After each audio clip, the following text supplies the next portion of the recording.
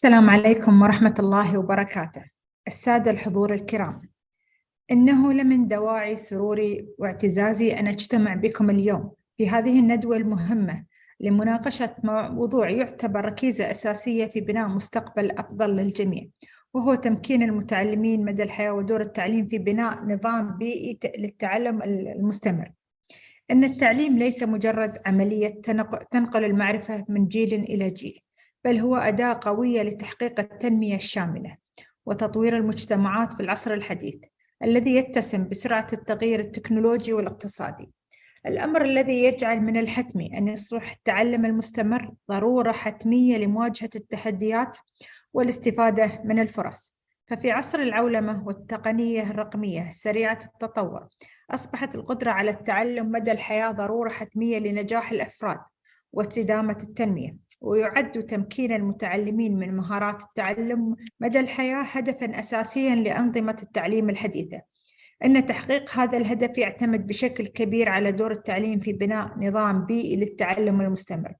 تتناول ندوتنا اليوم الأهمية الكبيرة للنظام التعليمي في خلق ثقافة التعلم المستمر، وكيف يمكن أن يؤدي ذلك إلى تطوير مهارات الطلبة وزيادة كفاءة مخرجات النظام التعليمي، وتوافق هذه المخرجات مع متطلبات سوق العمل، بالإضافة إلى تأثير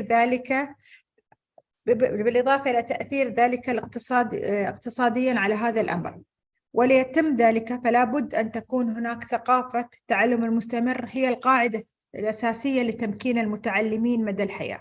يجب على النظام التعليمي أن يعمل على تحفيز وتشجيع الأفراد على البحث عن المعرفة واكتساب المهارات بمرونة طوال حياتهم، من خلال تطوير برامج التعليم المستمر وتقديم فرص التعلم على مر العمر. يمكن للنظام التعليمي بناء هذه الثقافة وجعلها جزءاً من الحياة اليومية للأفراد، وهنا تأتي أهميته. فأن يمتلك المتعلمين مهارات التعلم المستمر يعد أمراً حاسماً في نجاحهم الشخصي وفي تحقيق التنمية المجتمعية والاقتصادية، من خلال توفير بيئة تعليمية تشجع على التفكر النقدي والتحليلي وتعزز من مهارات التواصل والعمل الجماعي. يمكن للنظام التعليمي تطوير مهارات الطلبة وتجهيزهم لمواجهة التحديات المعاصرة، الأمر الذي ينعكس على تعزيز مخرجات الأنظمة التعليمية ويزيد من قدرتها على إنتاج مخرجات مؤهلة ومتميزة. ومن خلال تبني مفهوم التعلم المستمر يمكن للنظام التعليمي تطوير برامج دراسية متجددة تواكب احتياجات العصر. هذا يمكن أن يساهم في زيادة كفاءة مخرجات النظام التعليمي ويجعلها متفاعلة ومتلائمة ومتوافقة مع احتياجات سوق العمل، مما يزيد فرص العمل للخريجين ويسهم في تحسين الاقتصاد الوطني من خلال زيادة إنتاجية الموارد البشرية وتحسين مستوى الدخل الوطني. السادة الحضور، إن تمكين المتعلمين مدى الحياة يعتبر تحدياً حاسماً في عصرنا الحديث، ويجب على الأنظمة التعليمية أن تكون على اتساق مع هذا التحدي من خلال بناء نظام بيئي للتعلم المستمر وتعزيز ثقافة التعلم. يمكن نحقق تحسيناً كبيراً في مهارات الطلبة ومخرجات النظام وتوافقها مع احتياجات سوق العمل، مما يسهم في تعزيز التنمية والاستدامة الاقتصادية والاجتماعية. إن هذه الندوة هي مناسبة للتفكير المشترك والنقاش البناء حول تعزيز مفهوم التعلم المستمر في مجتمعاتنا، وكيف يمكن للتعليم أن يكون الركيزة الأساسية لنظام بيئي للتعلم المستمر يعزز كفاءات ومهارات الموارد البشرية بشكل ينعكس إيجابياً على الاقتصادات الوطنية في أوطاننا.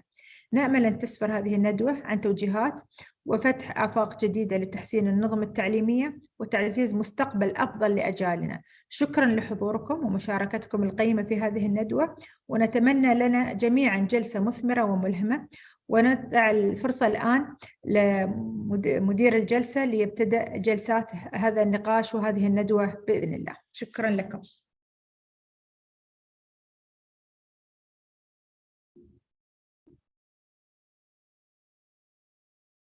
Thank you, Dr. Mahra, very much for the introduction and overview of the session.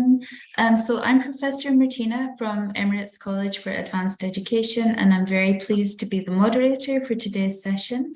So our first session is called Fostering a Culture of Lifelong Learning, which is really important for us to think about at this point. And we have two speakers. So our first speaker is Professor Bashir Hamid, and then we have Dr. Kishore, and we will have some time for questions for both of these speakers immediately afterwards. So I will just introduce our first speaker, which is Professor Bashir Hamid, who is the Director of Commonwealth Educational Media Centre for Asia, which is a regional centre of Commonwealth learning, and he has responsibility for overseeing programmes for quality learning and educational access in Asia. And he's an expert recognised by the Global Partnership of AI and has managed various lifelong learning programs globally and has been involved with various foundations and organizations with a key focus on promotion of digital initiatives and knowledge management platforms. So we are looking forward to hearing your session. Over to you, Professor. Thank you. Thank you, Professor Martina Dixon, for introducing me, and thank you, Professor Mahra Hilal Al-Mutawi, the director of RCEP, the UNESCO center there in Dubai, and the colleagues who have been helping me in getting online, Ms. Al-Bulushi and others. Thank you for this opportunity to present the Commonwealth of Learning's some of the findings over a period of time. And, I would like to use this opportunity to talk to you through this session.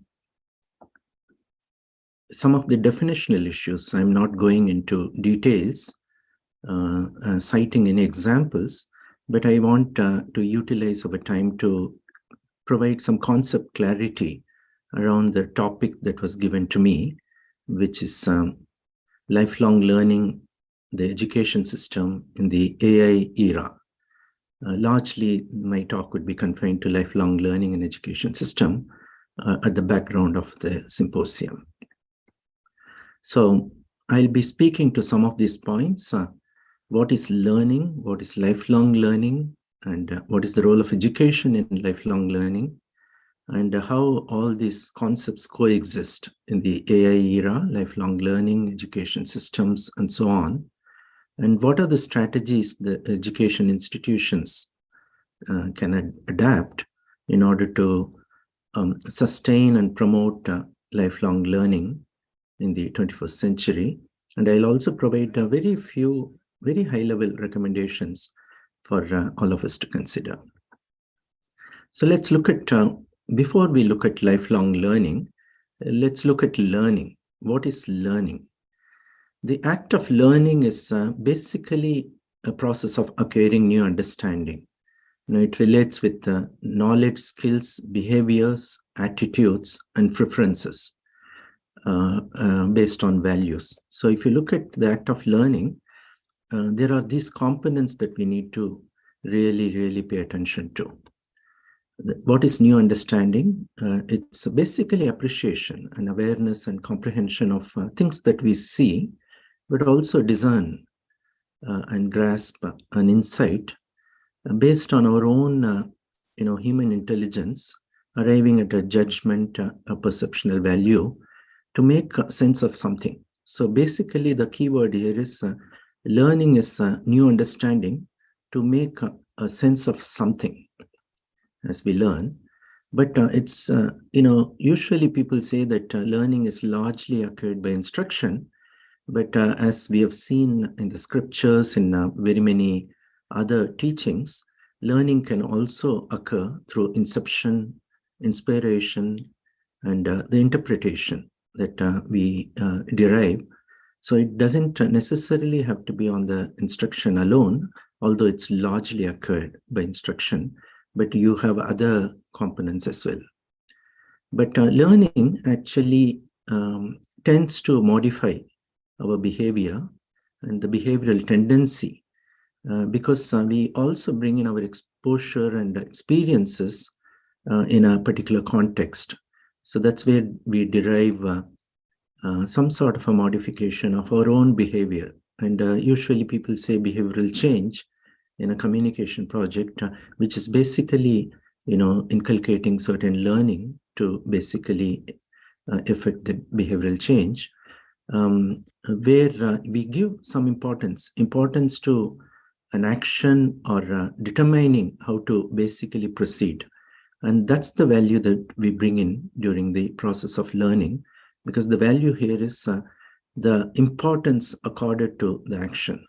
So by making sense of something, but largely occurred through instruction, we modify our behavior, but the behavior is modified through that sense of importance given to a particular action and the attitude that we relate with, basically. The attitude could be oftentimes seen in a psychological construct, because, with the attitude, we bring in our own beliefs, enter into some sort of a conclusion, estimation, and as I mentioned, the interpretation is also a way that we actually reinforce our learning. So this is the way that we basically look at learning as a paradigm, and we have all sorts of references in learning. We have the power of choosing what to learn and how to take decisions. So we need to understand learning in the paradigm of lifelong learning. And when it comes to lifelong learning, at the background of learning, and learning occurs the moment we are born. As a child cries out, as a child is born and it cries out, it learns how to cope with life, basically to breathe and also demand. So lifelong learning, the only difference between learning and lifelong learning is the form of learning and the duration of learning. So it is often said that there is no special definition for lifelong learning, but it's referred to as a self-initiated education focused on personal development, which could happen even outside the formal education institution. So although once upon a time we believed that lifelong learning could only happen outside a formal institution, but with the institution coming to us, not necessarily we need to go to the institution, which we usually do in the early years of our life, almost up to 25 years, 30 years, we are in a formal education system. But today, the corporate training and education and skill development comes to us in a form. And again, lifelong learning is based on a culture which is associated with all those things that I mentioned: values, attitudes, behavioral change, inspiration, and preferences. Now, there are certain principles that we need to be aware of when it comes to lifelong learning, because lifelong learning is not necessarily collective, although it could be, when it comes to a community learning, it could be a collective learning, but essentially it, becomes an individual's action based on self-drive, on experiential, and also with an intent of basically learning something new, so that action can be actioned upon based on the need with a purpose. Now, the distinction, as I mentioned earlier, between learning and lifelong learning is lifelong learning can occur in all the three settings: formal, informal, and non-formal setting. And the self-planning and self-evaluation, monitoring, reflection, and the idea of improvisation, and the ability to evaluate resources based on one's own experiences, and the ability to integrate different types of resources to arrive upon a conclusion is something that makes lifelong learning very distinctive. And I also mentioned that the duration could be basically from cradle to grave. Now, how does it interpose with the education system? Now, when it comes to education system, we need to understand what we mean by education system. The moment we understand what is system is something, a whole, unified whole, what they call, based on a set of rules that act together. In other words, systems comprise of common properties and characters that would have a structure, a function, a behavior, and interdependency. And usually systems are steered through policy, and practice is achieved through continuous implementation, monitoring, and learning of the systemic issues and the results. So in an education system, basically, as I mentioned, it's usually defined in public policy. Although public policy, sometimes we think that the public policy works only for public institutions.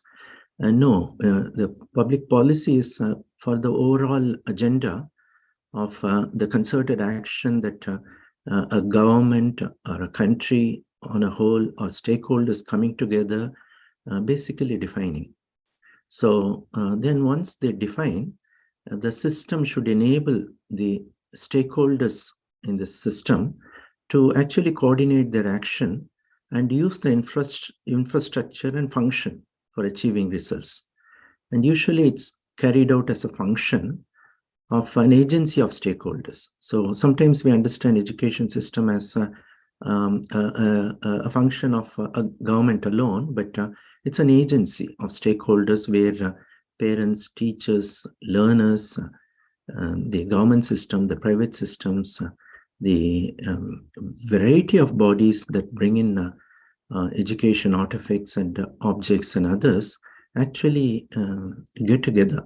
And today, with the privatization of education, quite rampant in very many parts, particularly at the higher education level, we see a lot of stakeholders, even EdTech companies to content creators, to the technology organizations, to the internet service providers, to big tech companies that are also thinking about XR experiences and metaverse, twinning, and all sorts of newer effects in the AI era are a part and parcel of the education system.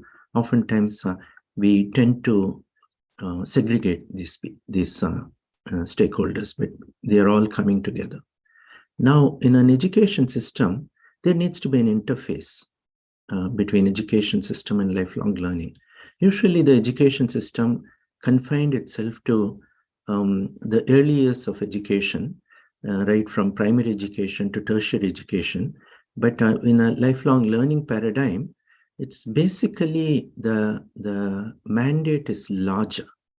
It's actually the interface between education system and lifelong learning is an achievable method of the agency of stakeholders coming together to unleash and realize the human potential to create an equitable and inclusive society that is engaged in usually national development, but also resulting in global development, because the sustainable development goals are around achievable collective opportunity.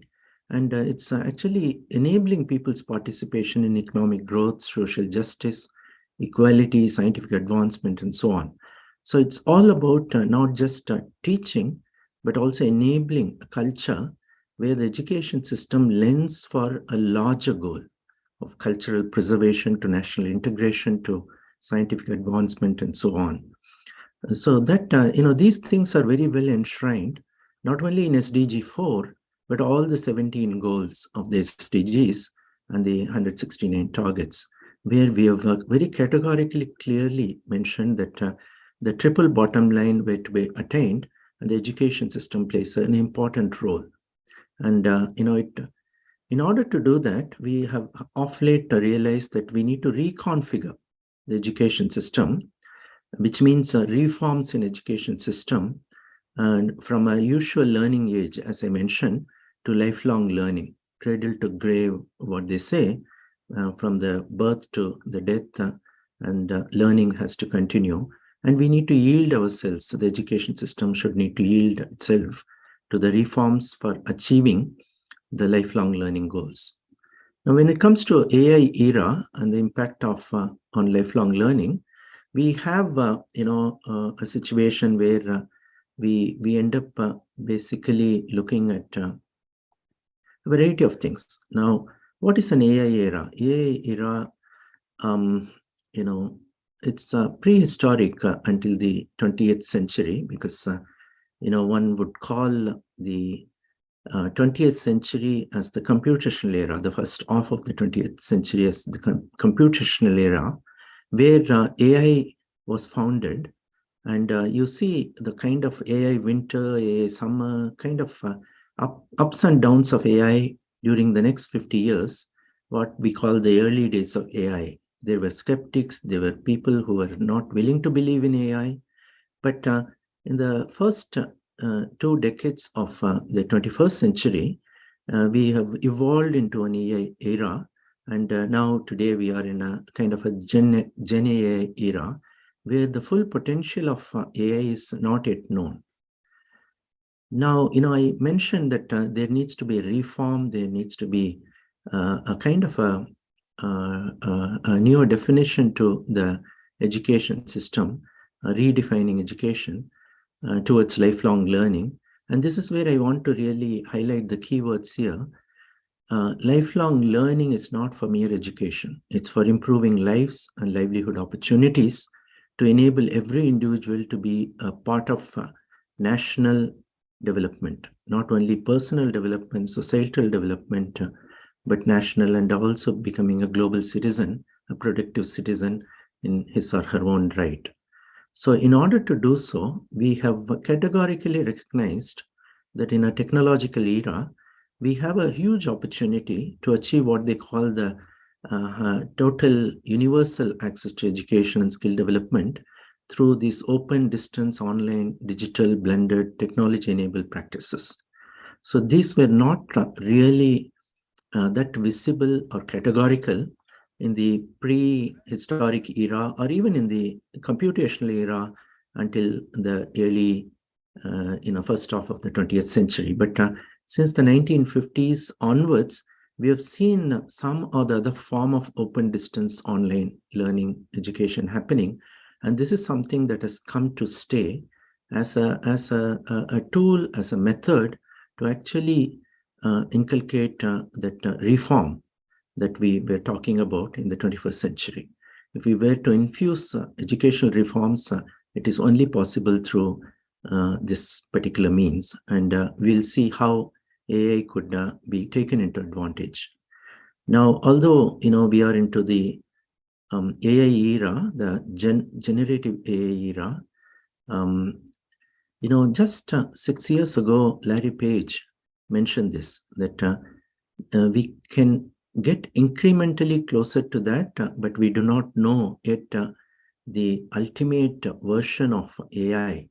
So one would classify AI to be in the 5 stages, but probably we are in the 4th stage, crossing the 3rd stage. But the 5th stage is going to be much more interesting, where one will end up seeing AI as in itself, commanding, in a commanding position, which is something that we are, getting into. So at this background, if I were to really position lifelong learning in the education system, I want to mention only 3 things and end my talk. And of course, my fellow colleague, Dr. Kishore Singh, would be able to highlight certain very typical examples of how skilling could happen, even not only in formal settings, but also in vocational education and so on. But I want to underscore that the use of AI in education systems and lifelong learning is inevitable. Now, in an AI era, when it comes to open distance, technology-enabled, digital, online, future learning processes in a blended manner, we need to recognize that use of AI in education system and lifelong learning is inevitable, but we need policies that are aligned to ethical, responsible, transparent, and unbiased deployment of AI for realizing the human potential that I was talking about earlier.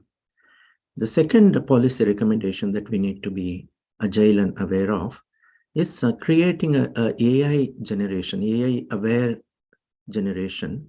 So we need to create AI awareness literacy and paving the foundation from the early age right from a very early age, grade 3, maybe grade, ages 5 onwards, to enable human intelligence to exploit AI, not the other way around. If we do not have that kind of exposure and literacy at the very early age, we will not be able to exploit AI. We'll become subservient to AI. And in order to do this, we need global partnerships. We need to learn to collaborate as a human race.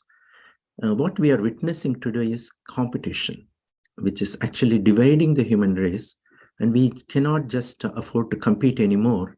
Rather, we need to collaborate so that the human race does not lose out to AI, but it actually conquers AI.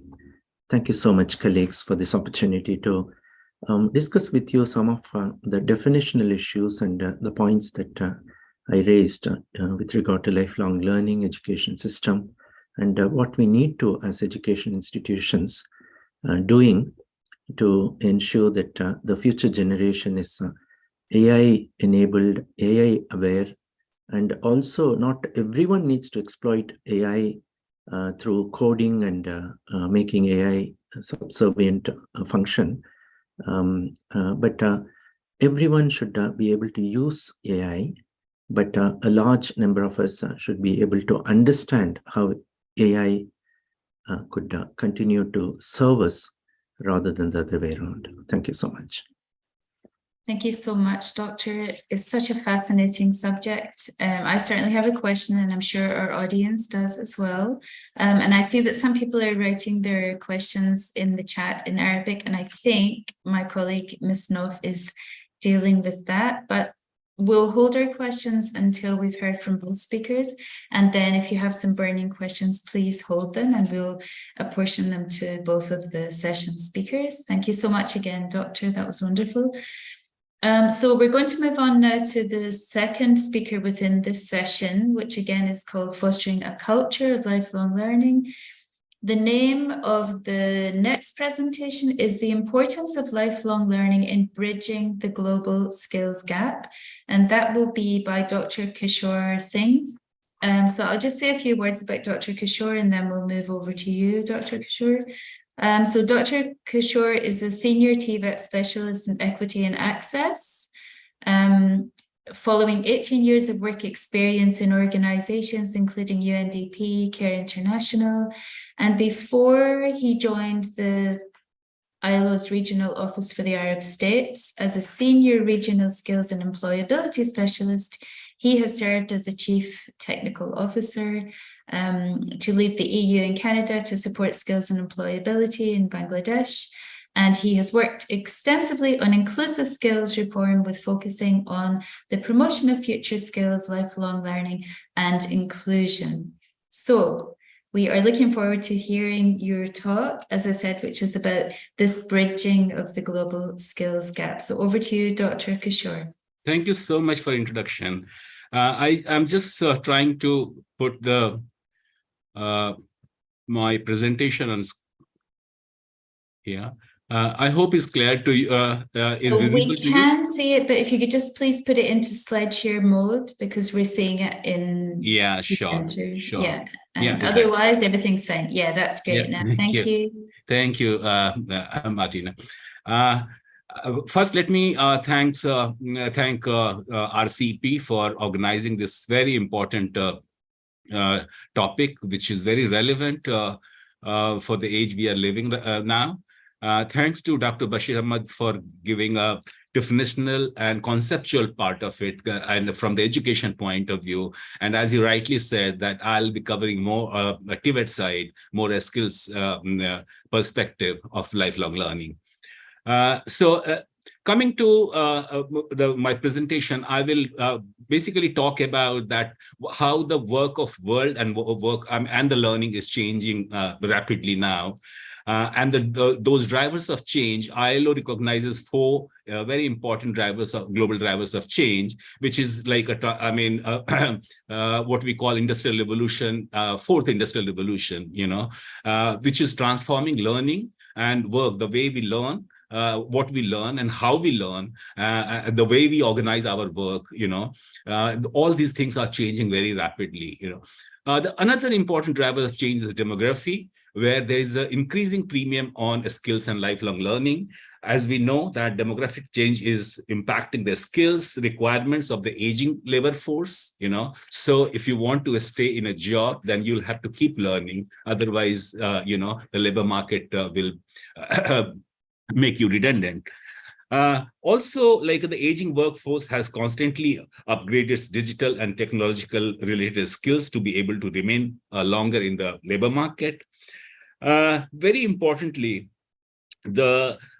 in countries where you have a youth bulge, you will find that young people have tough competition to get a job, and that's where the future skills becomes very important to have an edge over others, On the other hand, we find in underdeveloped countries or even in developing countries where education and skill system is not talking to the market or the job market, you will find the skills mismatch is increasing, and this will further come in my presentation.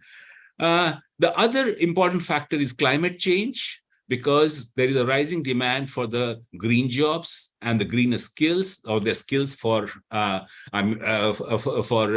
green enterprises or green economy, and lastly, globalization, which is, there's a premium on the high skills there, and there's also skills mobility, the way skills mobility is happening because of the migration. I think the globalization is also changing, like suppose people from Southeast Asia or South Asia moving to European countries or to Arab world, they have to adjust to the skills which is required here in this market, and they have to acquire that skills. And the skills what they learned in their own country may not be very relevant. They have to upgrade or upskill themselves. So that's why globalization is another very important driver of change. If we look at the World Economic Forum's Future of Job report, then we get to know that the rate at which skills disruption is happening and how it is causing, like productivity loss and unemployment. The World Economic Forum's Future of Jobs report says 100 roles that have been growing fastest globally and consistently in the last 4 years. I'm picking two important sectors. One is IT-related roles, which make up like 16% of the top 100 jobs on the rise, and sustainability and environment-related roles that feature in top 40, including 3 of the top 10 roles. So the digital transition and green transition, if you look at only these two, transitions, then we will see that what new, skills requirements are there, what new occupations are emerging, and how the old occupations need to be readjusted in response to the demand of the market.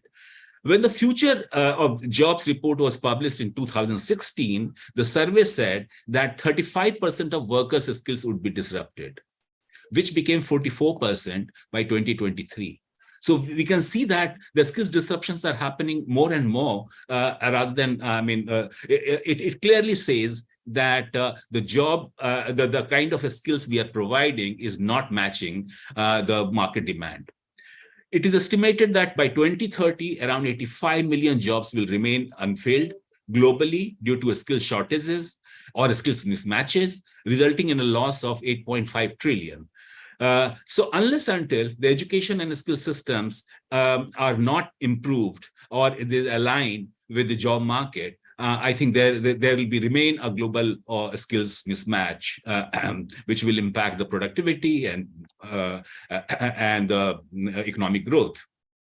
The skills gaps in developing countries is leading to reduced productivity, economic growth, as we discussed.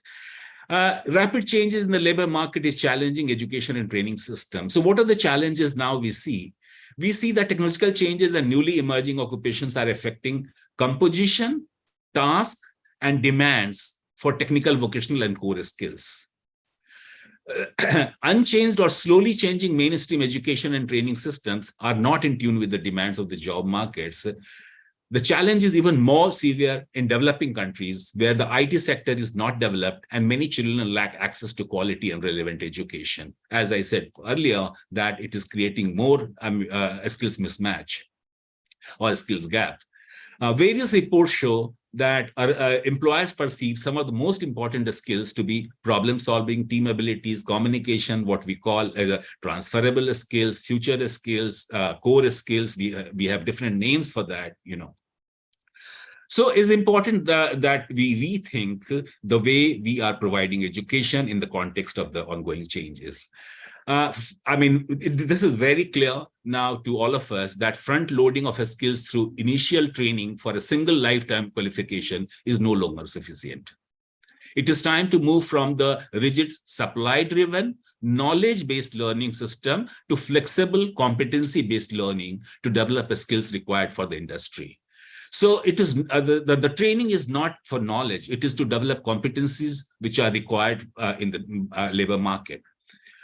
So to do that, the twofold adjustments are important.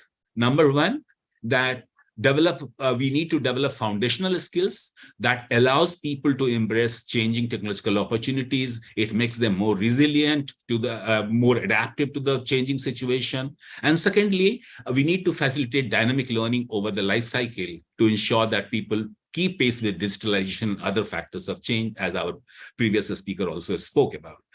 The skills development system will have to ensure continual renewal of the market-relevant competency-based skills over the life skills to manage the different transitions that individuals face.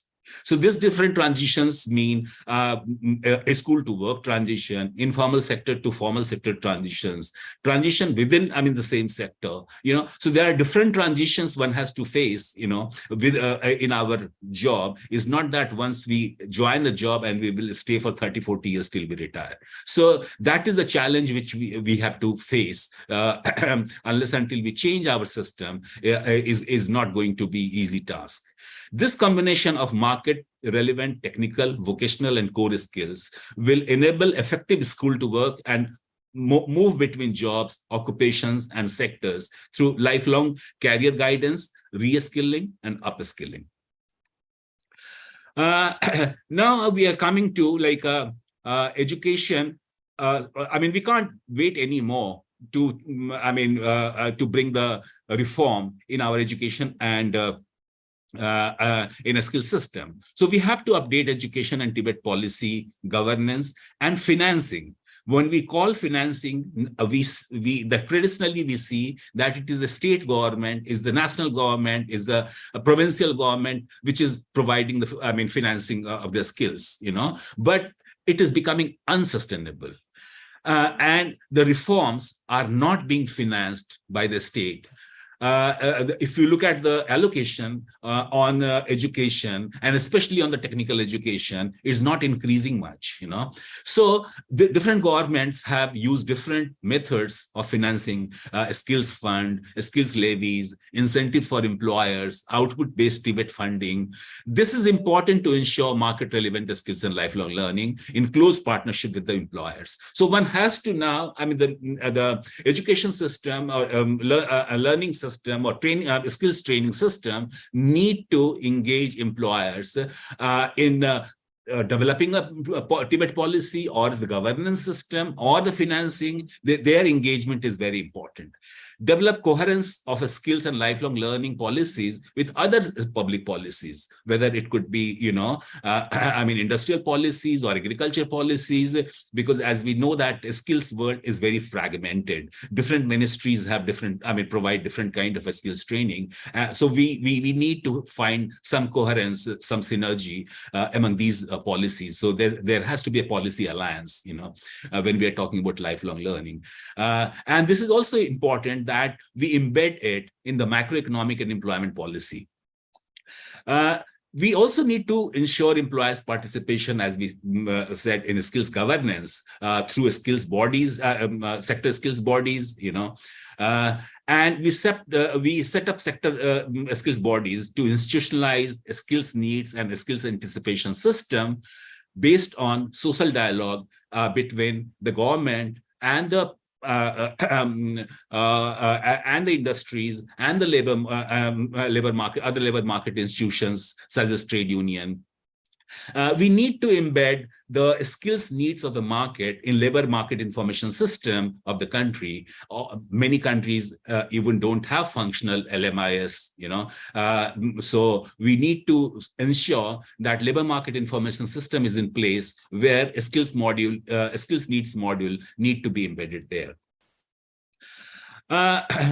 Also, we have to develop a mechanism for sharing identified skills needs, qualifications in demand and competencies with Tibet authorities to inform a skills program. In many countries, we notice that if the skills, need assessment is there, it is not, there's a very weak mechanism to share with the skills authorities so that they can prepare the skills program based on the labor market demands. We need to ensure setting up market intelligence-based lifelong career guidance system. As the skills needs are changing, the job descriptions are changing. There has to be very robust career guidance system to guide people that what will keep them in job and what kind of skills they need to upskill or re-skill. And this requires a pool of certified career counselors for lifelong learning to enable different transitions in the labor market. We also need to set up a national qualification framework. Many countries have national qualification framework, but what is missing is flexible learning and career pathways to move across the system.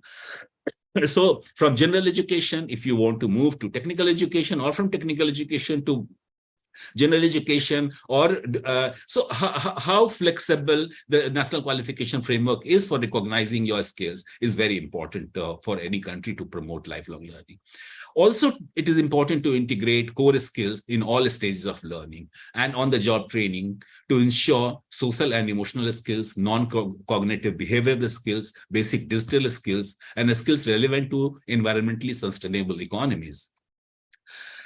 So this is here the recommendation part is that how do we promote innovative, inclusive, and flexible skills learning? We have to ensure competency-based upskilling and reskilling opportunities to stay relevant in the labor market and promote work-based learning or dual training system in partnership with the employers.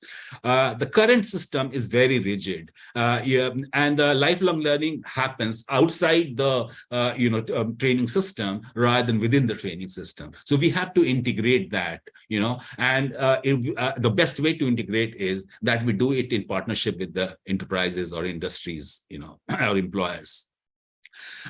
Also promote flexible skills pathways. The skills delivery and skill certification both have to be more flexible. So flexible enrollment. If suppose you are, 35 years age or 40 years age, and then Tibet will say, no, you can't take admission because you're overaged. So we have to be flexible in enrollment, online training courses, modular training courses, training credit transfer.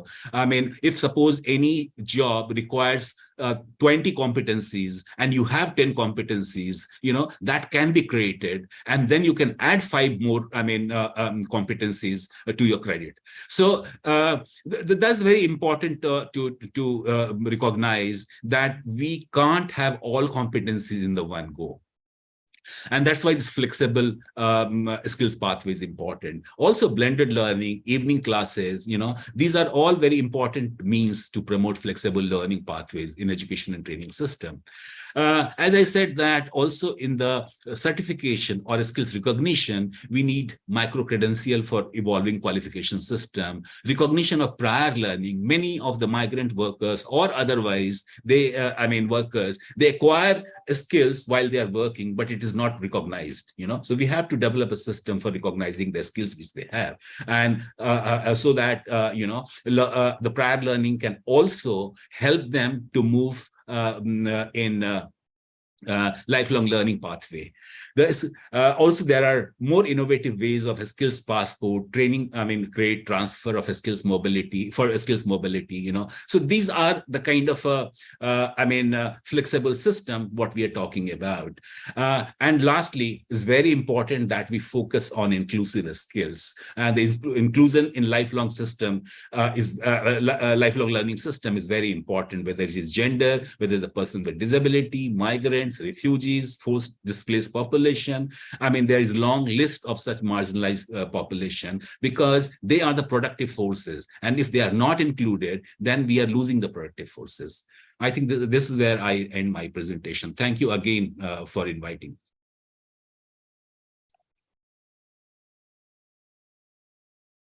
Thank you so much, Dr. Kishore. That is so interesting, and there's lots of questions.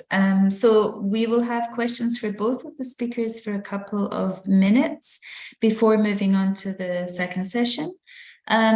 So the first question, which it's for Dr. Bashir Hamid. So you've obviously inspired lots of thinking about this topic. So the question is, we live in the era of artificial intelligence, specifically GPT chat.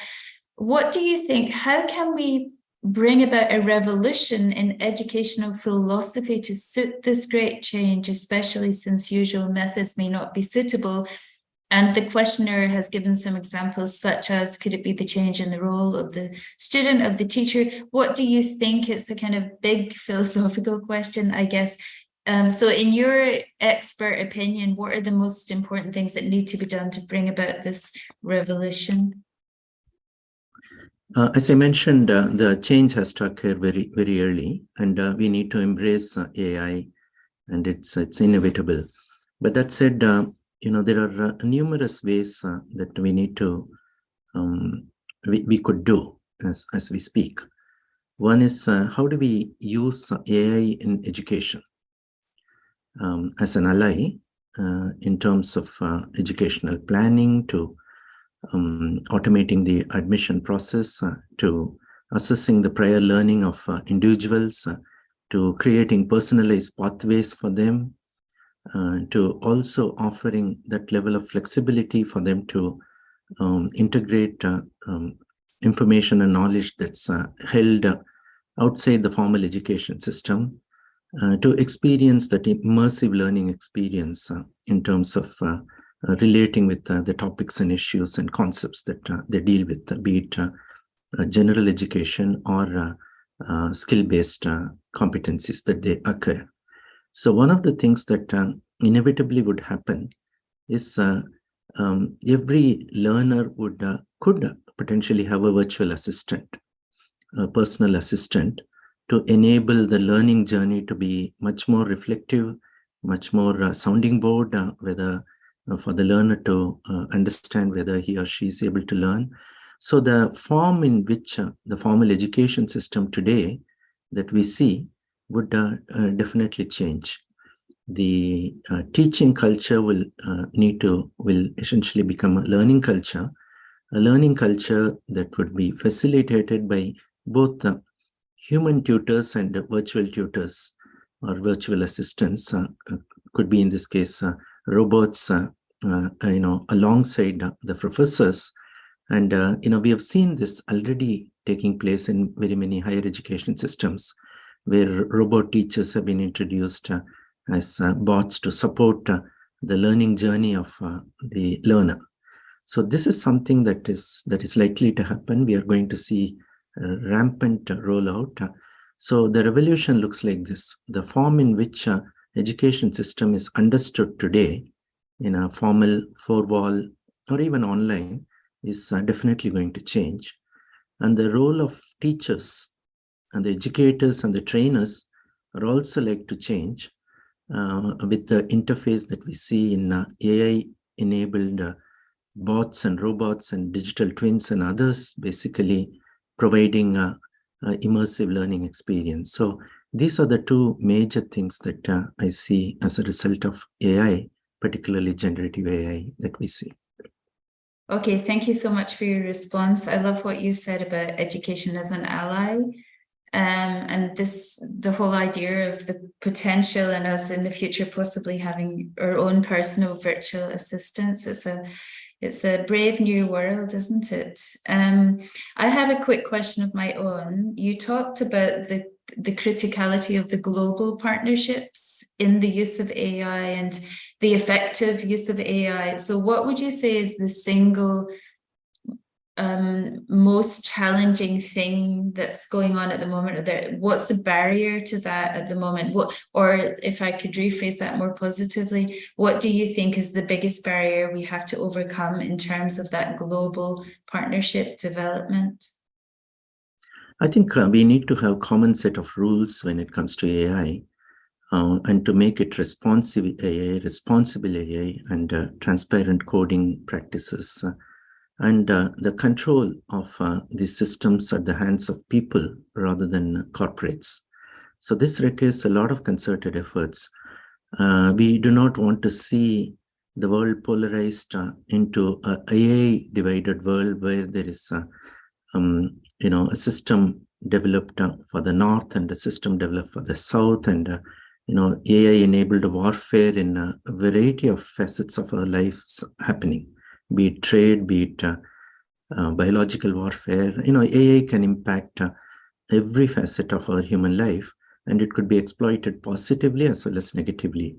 I think this is where the global concerted effort to come together to ensure that not a single agency exploits AI to its own advantage. Rather, we exploit AI to the advantage of every global human beings and the other beings.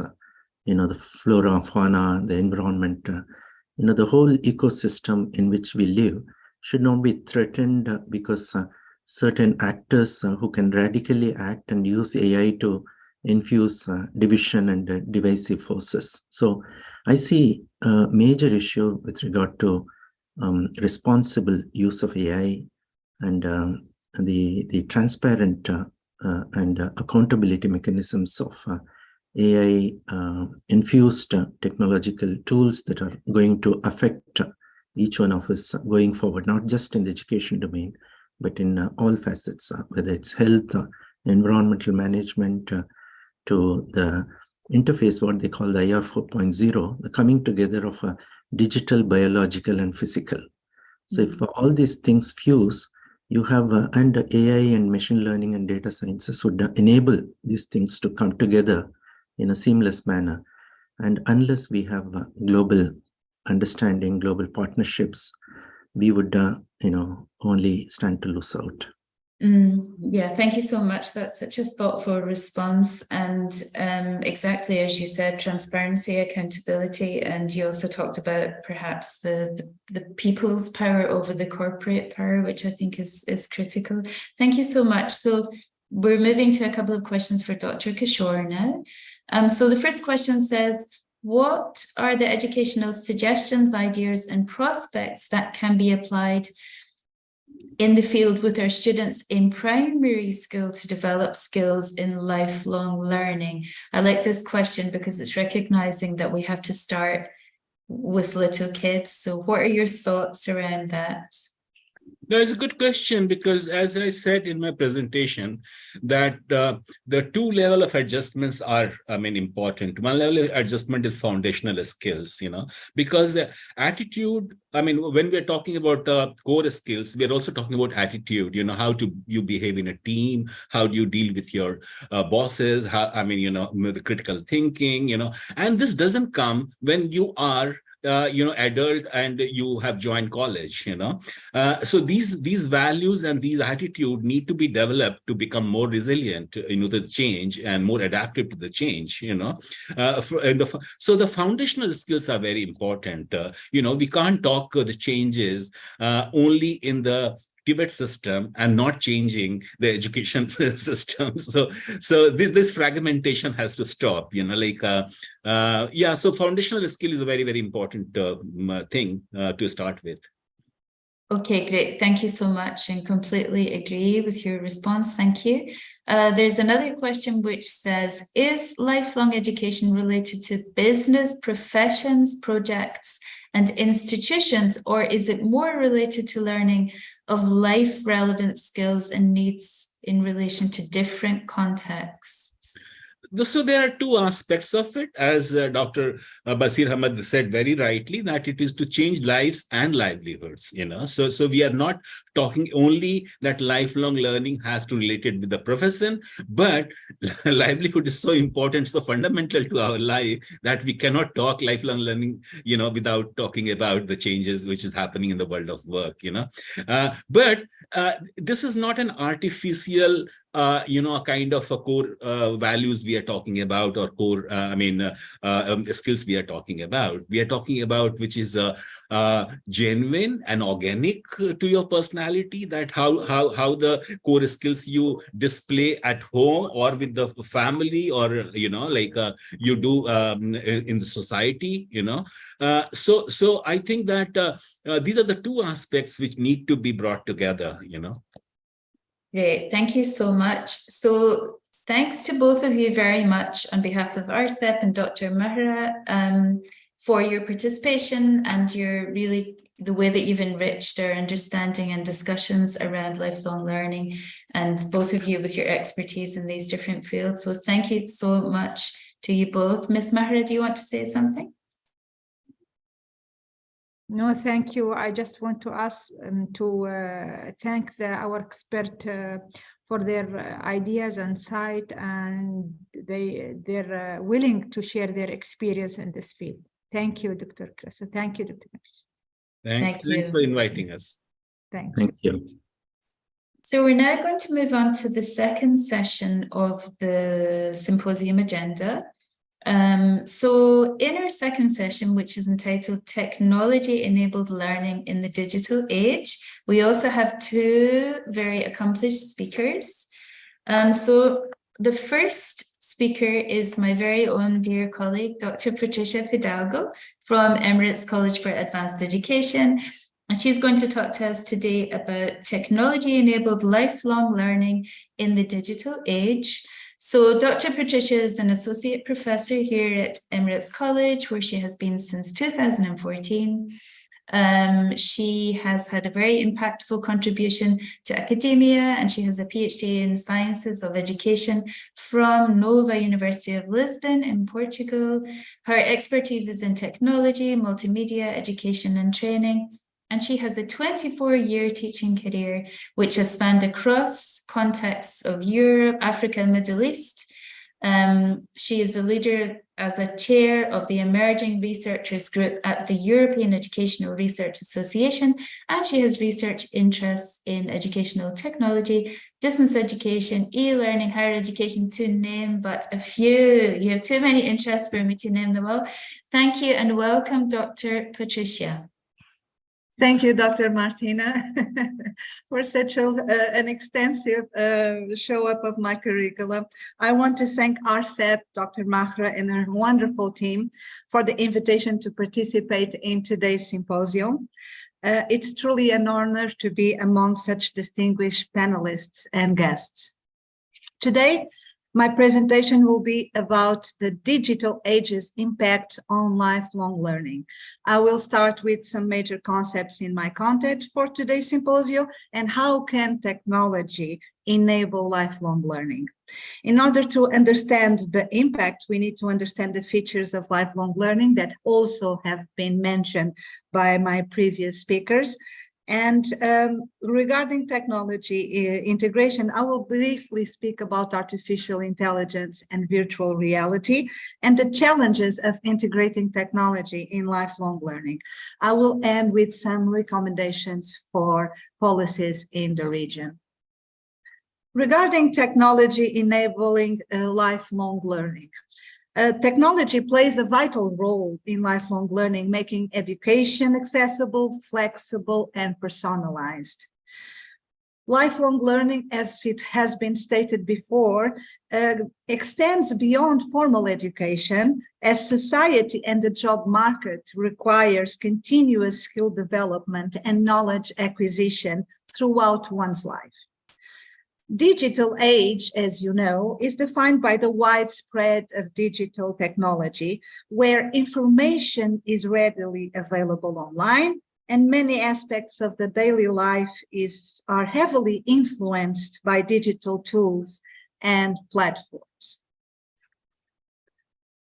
Something that is kind of curious that we are speaking about lifelong learning today, and it is a concept promoted by UNESCO since the 70s from last century. And it involves, as it has also been stated before, a continuous pursuit of knowledge and skills throughout one's life, extending beyond formal education with the guiding principle that everyone should have the opportunity to keep learning throughout their lives.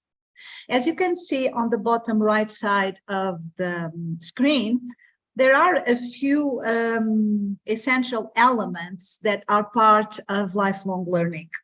Lifelong learning is not restricted by age, making it relevant for individuals of all age groups to continue acquiring knowledge and skills throughout their lives.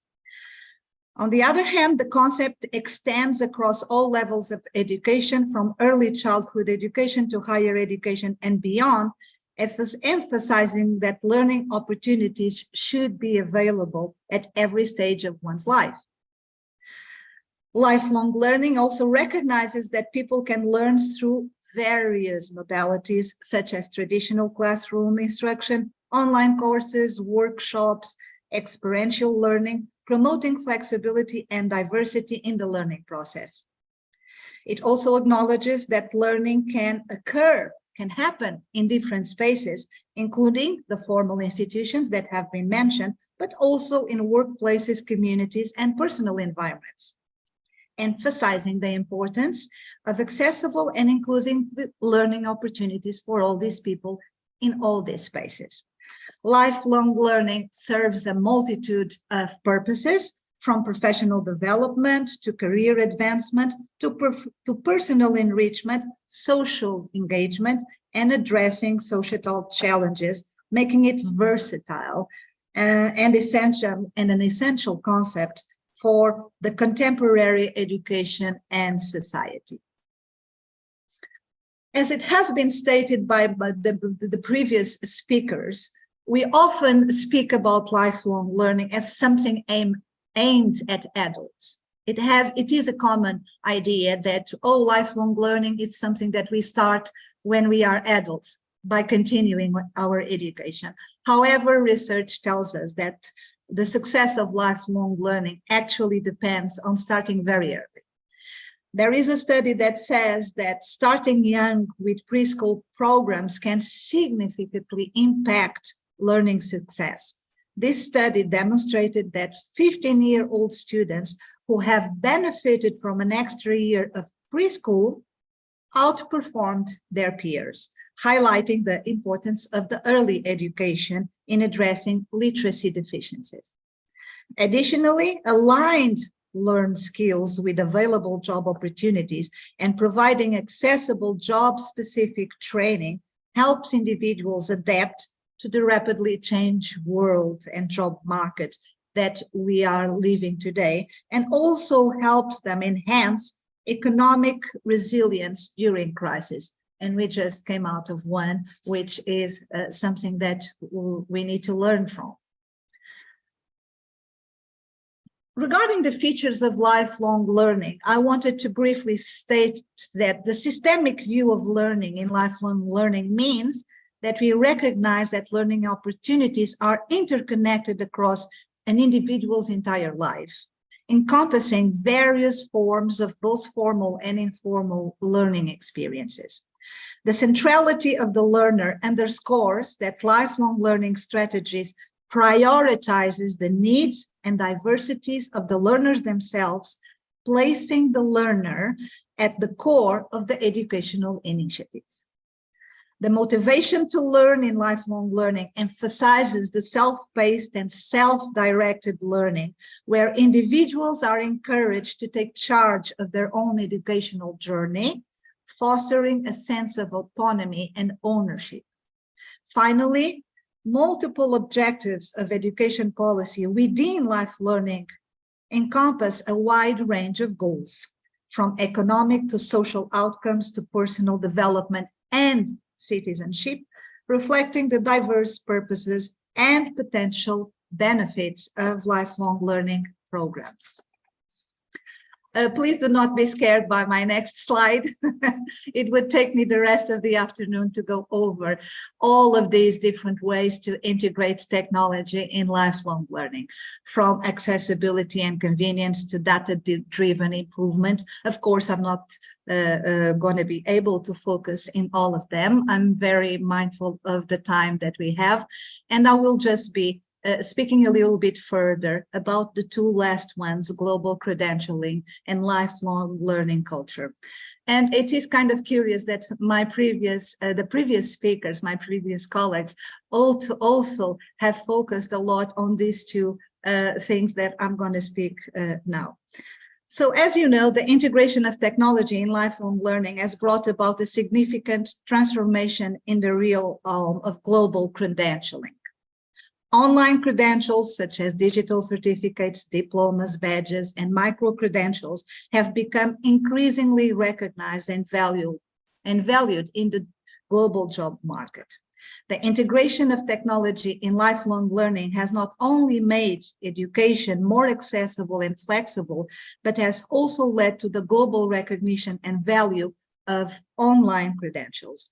These credentials empower individuals to continually enhance their skills and stay competitive and in an ever-changing job market, as was stated by my predecessors, that the job market is changing so fast that we cannot even envision what is going to look like in 10 or 15 years. The concept of lifelong learning culture has gained significant importance in today's rapidly changing world, and technology plays a big role in fostering this culture by encouraging adaptability and self-driven learning. Technology helps create a lifelong learning culture by making education accessible, flexible, and personalized. It empowers individuals to take control of their skills, to update their skills and to update their knowledge. In an era where adaptability and lifelong learning are vital, technology serves as an enabler, a catalyst for personal and professional growth. I will briefly mention artificial intelligence and virtual reality as technologies that can help promote lifelong learning. As you can see from the slides, there are different ways in which artificial intelligence and virtual reality are revolutionizing the lifelong learning experience by personalized learning paths, adaptive learning, efficient content creation, realistic simulations, and so on. Global collaboration, which was one of the questions that were mentioned previously for one of the previous speakers. So these two technologies and many others, but I'm going to focus on these two, are revolutionizing the lifelong learning experience in the digital age by offering innovative ways to acquire knowledge and skills. And what I mean with innovative ways, it doesn't mean that all these ways are something that have been invented recently. The way that we use technology is the thing that can make it innovative. Some of the technologies have been around for many years, but they are now being used in an innovative way in the education field. For example, artificial intelligence tailors educational content to individual needs, enhancing engagement and comprehension. It adapts to each learner's pace, preferences, and can ensure a high-tailored experience, a high-tailored educational experience. Artificial intelligence and virtual reality, as I said, are transforming lifelong learning by offering these innovative ways to have access to content and to learn. For example, artificial intelligence, natural language processing capabilities enhance support with chatbots. Virtual reality, for example, immerses learners in realistic scenarios and offers experiential learning. Global collaboration can also be facilitated by these two technologies. The skill-based training and language learning benefit from artificial intelligence, and VR. So our skills, the training of our skills and of our language can benefit from these two technologies. Continuous assessment, accessibility, cost efficiency, professional development, data-driven decision-making, and all contribute to improving the lifelong learning experience through these technologies.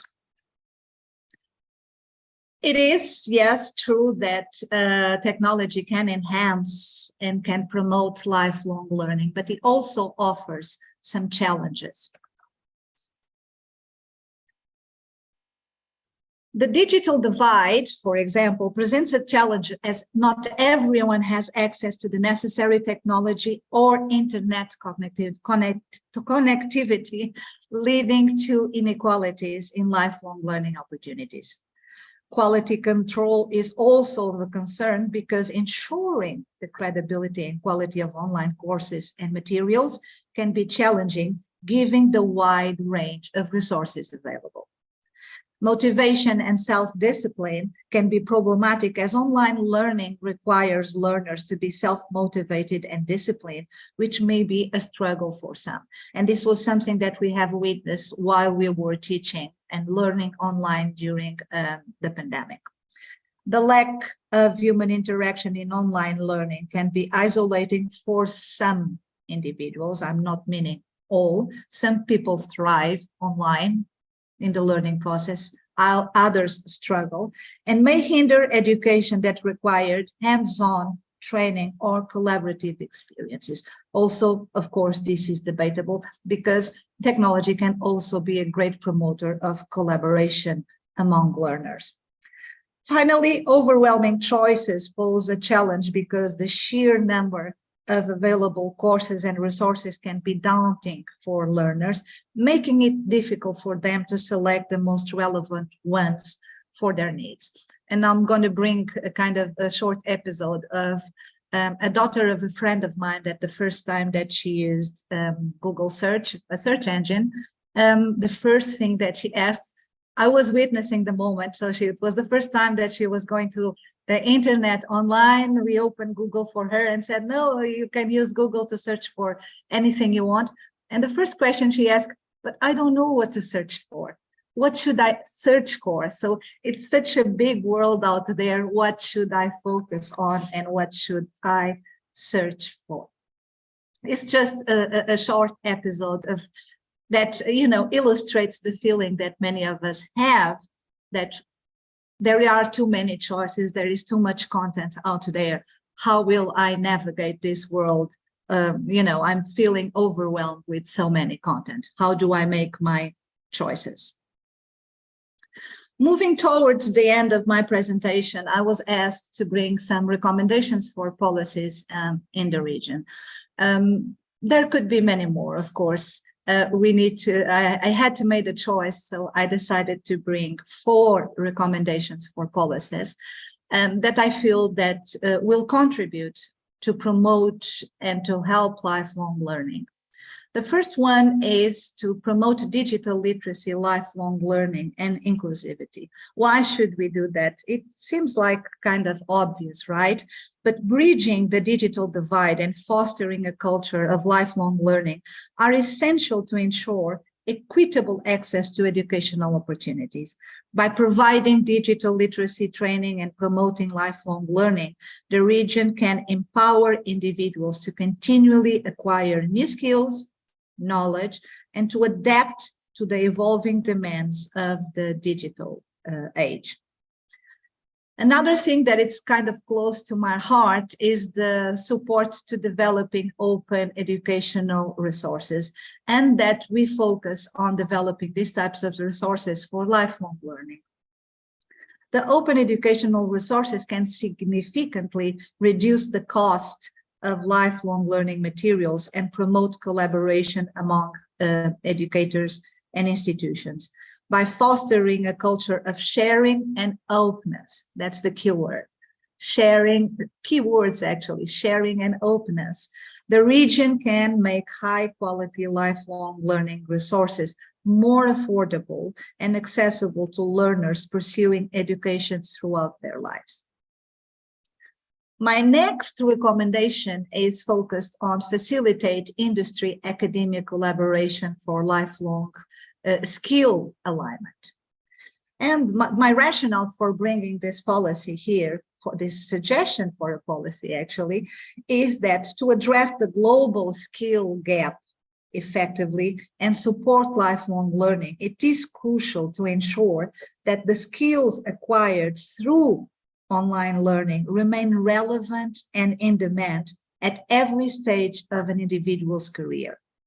Collaboration between academia and industry can help continually update curricula to meet lifelong learners' workforce needs. As was stated before, career and our jobs are an important part of our lives. It doesn't mean that lifelong learning for personal reasons and other reasons are not as important. Finally, my last recommendation is related to establishing a lifelong learning credit system. The rationale or the reason why I brought this up today is that a lifelong learning credit system encourages individuals to engage in continuous skill development and education at various stages of their lives. This system can help learners track their progress, accumulate credentials, and demonstrate their capabilities to potential employers or even when seeking admission to higher education institutions. By recognizing and valuing lifelong learning, this region can motivate individuals to invest in their education and career development over a long period of time. This policy recommendation focuses on creating a tangible mechanism for individuals to document and leverage their lifelong learning experience, further incentivizing and supporting a culture of continuous education in the region. So these are my recommendations for some policies that could actually help promote and take further the lifelong learning in the region. However, as was also stated before, and it is important to keep in mind, is that the digital age provides ample opportunities for integrating learning seamlessly into our lives. But it's very important to remember that while technology's growth is inevitable, the exact future it will bring remains uncertain.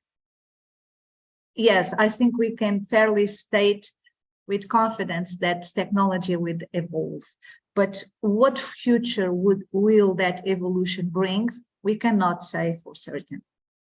So the impact of education extends beyond just incorporating new information technology. It should also consider how education shapes people's mindsets, influencing their approach to learning throughout their lives. And this brings me full close circle by saying that I believe an holistic approach to education is needed, one that acknowledges the lasting influence of schooling on individuals' life learning attitudes and behaviors. And this is why I said at the beginning of my presentation, we start early. And a previous speaker spoke about what skills should we be teaching for the very young children that will help them throughout their lives. So we start very young. And one of the main things that we start is by teaching them how to deal with change, how to face change, how to learn, not as much as the content, but the process. And recognizing that the way we learn is as important as what we learn. Exactly what I just said. So it is important what we are learning, the content, the skills, but the way we learn is very important, and the attitude and behavior we have towards learning is vital. And it starts at a very young age, and many or most of the times it starts with a formal schooling system, and there's nothing wrong with that, of course. I'm just saying that it starts very early, and it's a process that then goes beyond the schools. And thank you so much for your attention today. This is the presentation that I had. Thank you so much, Dr. Patricia. That was really fascinating. What a wonderful overview of the subject. Thank you so much. And as with the previous session, we will wait until both speakers have completed the presentation, and then we'll move on to questions from both. I can see that there are already some questions in the chat for Dr. Patricia, so I will collate them and we'll do that afterwards. So our next speaker in the session, which just to remind everyone, the name of this session is Technology-Enabled Learning in the Digital Age. So our next speaker is going to talk about cooperative global partnership in developing the lifelong learning systems. And we have here Ms. Rakat Zoldoshalieva. I hope that I've said it correctly, kind of. So she is the team leader of the Quality Learning Ecosystems Program at UNESCO UIL, which is located in Hamburg in Germany. And in her current capacity, she is overseeing various initiatives, projects focused on literacy, lifelong learning technologies. She has a doctorate in education from the University of Toronto in Canada, with a specialization in educational policy and planning, teacher training, curriculum design, rural education, and adult learning. Fascinating. So Ms. Rakat has gained 10 years of experience working in Afghanistan, Pakistan, Tajikistan, Canada, and Kyrgyzstan. So we are very much looking forward to hearing this talk about cooperative global partnerships. Over to you, Ms. Rakat. Thank you so much for this invitation. A very interesting topic and theme of the event today. And I would like to thank ORCEP for inviting me to present the work of UIL, UNESCO Institute for Lifelong Learning, particularly in managing as well as coordinating global partnerships for developing learning, lifelong learning systems around the world.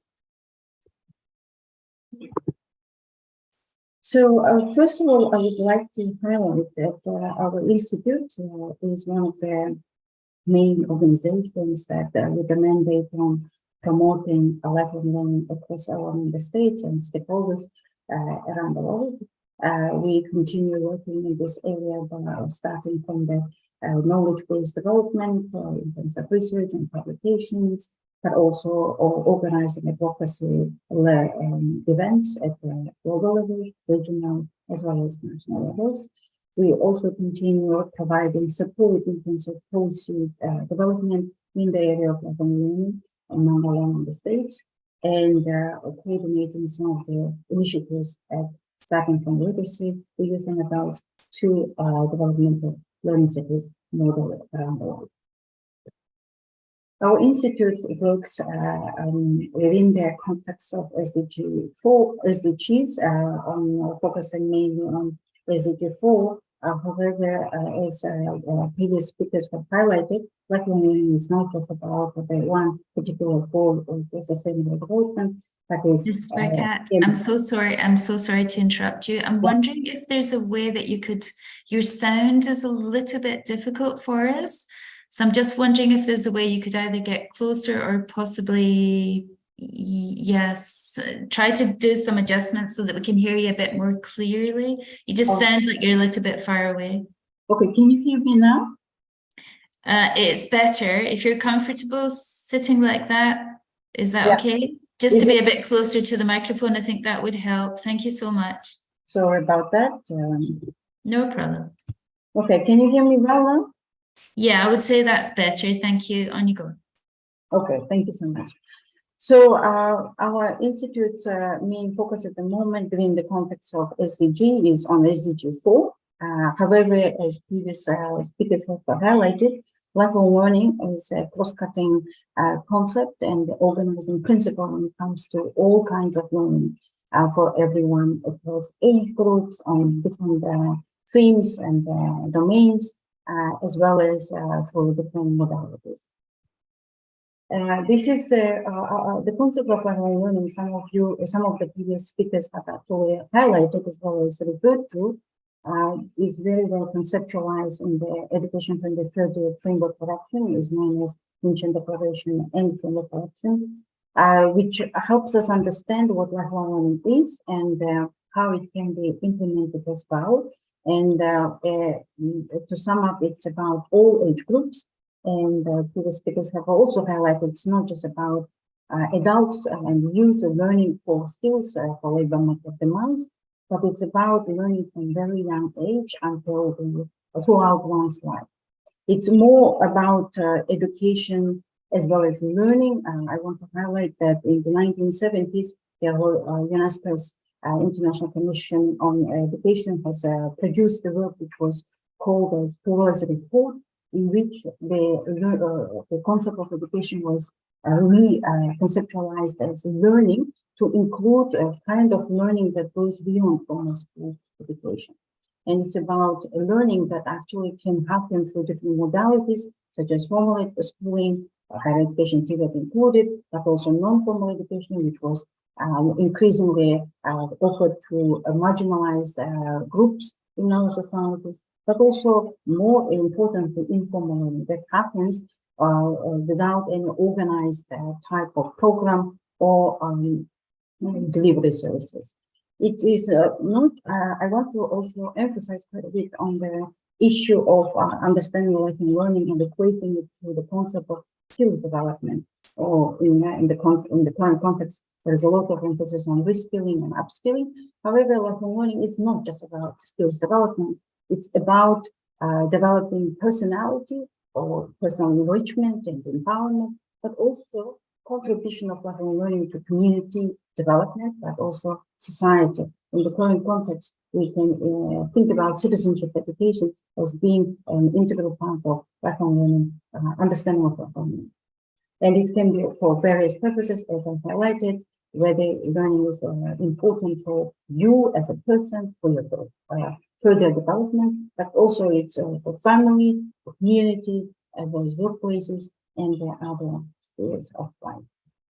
So lifelong learning, as I highlighted, is as a cross-cutting concept, not just ACT4, which although it explicitly states about it, but it can be also applicable starting from no poverty goal, goal number 1, to partnership development to achieve the sustainable goals, which is goal 17. Why lifelong learning should be promoted? And I would like to again re-emphasize what the previous 3 speakers have highlighted. It's not just about learning for skills, as I stated earlier on, but it's about all the development that are happening with digital technology has impact on our understanding about learning that it has to continue beyond the 4 walls of the schools, universities, and TVET centers. It is about how the technologies are impacting our life, not just in the workplaces, even though transformation in the workplace is rapid and fast in terms of change, that it requires skills, that competencies that current workers may need to develop continuously. But it's also about demographic change. And one of the speakers earlier on has highlighted about in some parts of the world, demographic change means population growth. We have a lot of young people who require more support in terms of learning different skills as they go and they start working and getting integrated in the workplaces. But it's also about some part of the world where aging societies are emerging, which requires a different type of learning as well as attitude to change, to adjust to such a societal needs as well as realities. We are also talking about climate change at the moment. We have a fundamental issue at the moment, existential crisis, and we say that we have to understand how climate crisis or climate change is going to affect our life, everyday well-being, livelihoods, as well as workplaces, but also our own survival as the humanity, but also as the planet. COVID-19 has highlighted the importance of lifelong learning for developing healthy societies or healthy beings as individuals as well. So lifelong learning can also be applicable when governments, as well as whether it is national as well as local governments, but also communities highlight the importance of health and develop healthy citizens, healthy community members, and healthy family members as well. Increasingly, we are living in the context when global citizenship, national citizenship is critical in in making our society inclusive as well as participatory. Lifelong learning can also be applied in the context of strengthening citizenship, whether it is attitudes in terms of citizens to have, but also practices and actions to take as citizens to build a better society for everybody.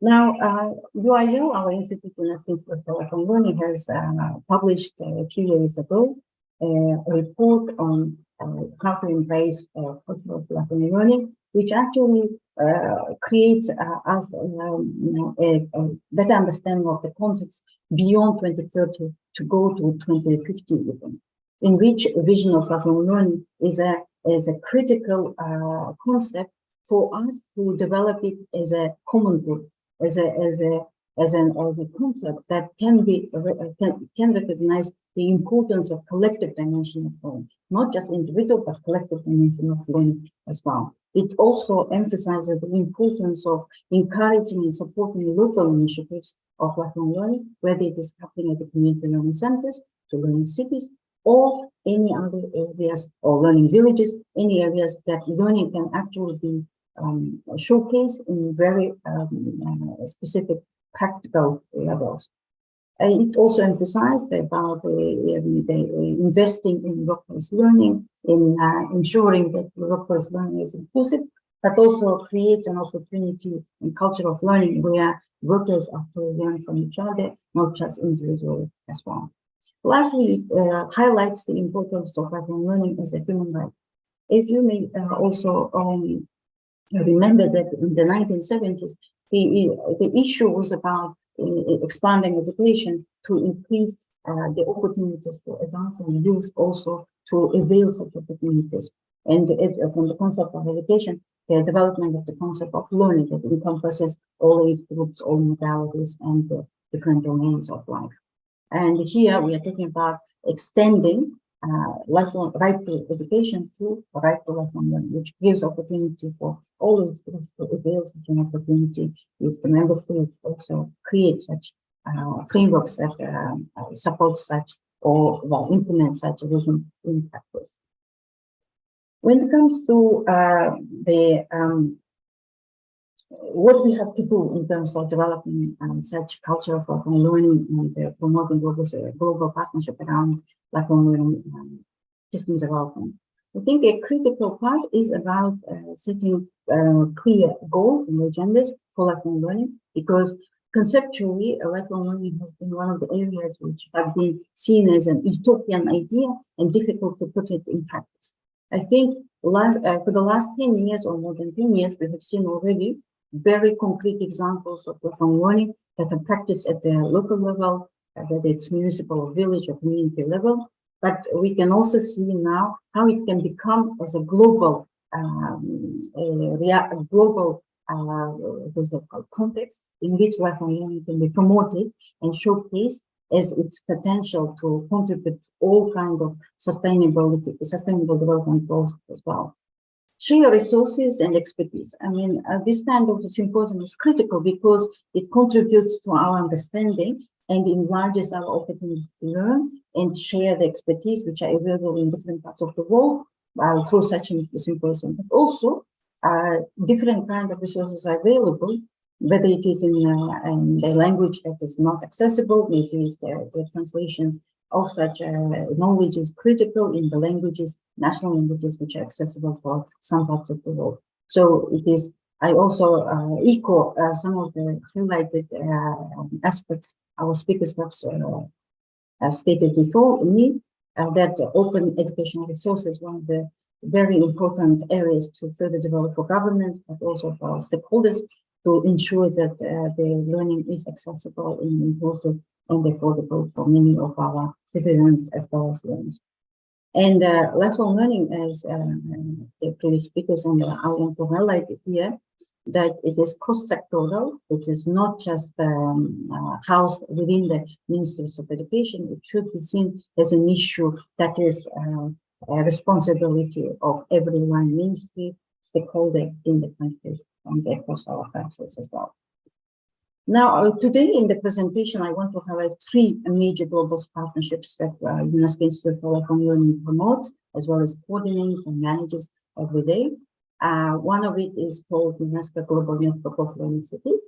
And this is an international policy-oriented network that provides inspiration, good practices, as well as know-how for policy making and the program development. And it's managed by our institute. And we support the practice of lifelong learning in the world's cities by promoting policy dialogue, bringing them to different kinds of events, at the global level, at the regional level, but also creating opportunity for them to learn from each other by building community of practice. We have clusters of several cities on one theme that work together with each other by developing their relationship as partners, but also learning from each other as well, whether it is practice-oriented or policy-oriented or learning materials-oriented. All of it actually are supported by the network which we coordinate. And I want to also highlight that there are several learning cities from the Arab region that also are part of this network to avail the opportunity of policy as well as program development if they are interested in. And learning city, what is a learning city? The definition of a learning city is the following, that it effectively mobilizes the resources in every sector to promote inclusive learning. We don't just talk about lifelong learning, we talk about inclusive lifelong learning, starting from basic education to higher education to community involvement. It revitalizes learning that are happening in the families and communities. So we go beyond school as well as education institutions, involving families in the projects like family literacy and learning project, or community learning center developed courses for youth and adults and young learners as well. It facilitates learning for and in the workplaces, extending the use of modern technologies as well, and highlighting the improvement of quality and excellence in learning, and fostering the culture of learning throughout life across different domains of life in the cities.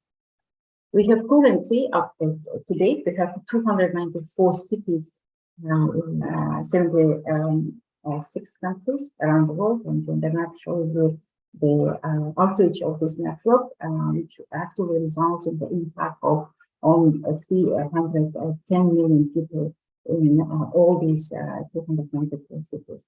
And it's such a good network where the learning actually is helping to ensure that policymakers' capacities are developed, but also stakeholders who are offering such learning opportunities are also enhanced with this partnership as well. And it is pursuing at the moment further strategic directions to diversify the engagement between and across different members of the network, but also establishing mechanisms to support learning cities in order to further promote lifelong learning in their municipalities as well. We have different, as I highlighted, we have different thematic cluster groups. They start from climate action to developing upskilling and reskilling, and also promoting family learning and many other things as well. And we also highlight the role of our institute in this, but also engaging other agencies relevant and have expertise in their specific areas by building and strengthening capacities of our learning cities as well.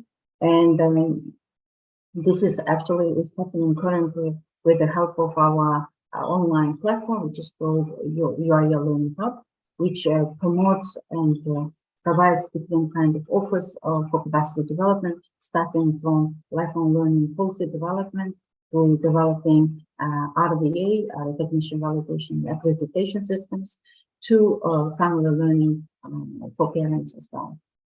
We have also several databases and means of practice, which encourages learning cities and members to develop peer learning networks among themselves and continue their exchange and across themselves without necessarily only waiting for specific global events only. And it is also fosters different type of partnership across different regions of the world. For example, we have regional networks of learning cities in Europe, in Asia Pacific, which actually, and Africa, which helps them understand how the regional cooperation can be further extended in terms of learning very specific things about one region's initiatives and the applicability and reflection of such practices in the other parts of the world. Second initiative that we actually promote within the framework of lifelong learning is called Global Alliance for Literacy. And this is a platform of 30 countries to date, which actually have majority of the world's adults and youth who require a literacy provision. We have UNESCO Institute for Lifelong Learning is the coordinator or secretariat of this alliance. And we have 15 members, associate members, ranging from international organizations to academic institutions to fields of society organizations that contribute to the achievement of the goals of this alliance. I want to highlight that literacy, as previous speakers also highlighted, stated that it's one of the foundations for lifelong learning.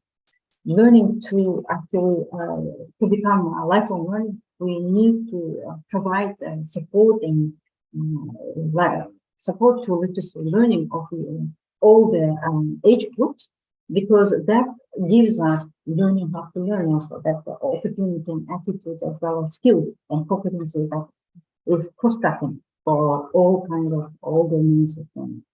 And GAL, or Global Alliance for Literacy, promotes the learning exchange from different member states. And you have member states such as from China, India, which are E9 countries, which actually house majority of the population of the world, which unfortunately also have the substantial percentage of youth and adults who require further development in literacy skills and skills as well. So I want I will also invite some of you who are working in the field of literacy to follow us in terms of the work of GAL and promote the vision of SDG 4.6 target, which states that we require all youth and a substantial proportion of adults acquiring functional literacy and numeracy as well. The goal of GAL Alliance, we have published the strategy, was adopted until 2025. It is around 5 areas, starting from policy and planning to equity, innovation, data, and partnership. And as part of this work, we are currently supporting some of the countries in the implementation of digital competency development for literacy educators, as the theme highlighted that we need to develop more support in terms of digital literacy development, and this includes also educators themselves. As you may know, that majority of the educators do not necessarily have adequate digital competencies to be able to use available technologies for instruction as well as learning and assessment. And one of the support we are providing to the government, to the member states of which are part of Global Alliance for Literacy, is in the area of digital competency development for literacy education. The third one, last a global partnership for developing lifelong learning systems, is our conference that we organize every 12 years, which is called Confintia, International Conference for Adult Learning and Education, which started in 1949 and continues today.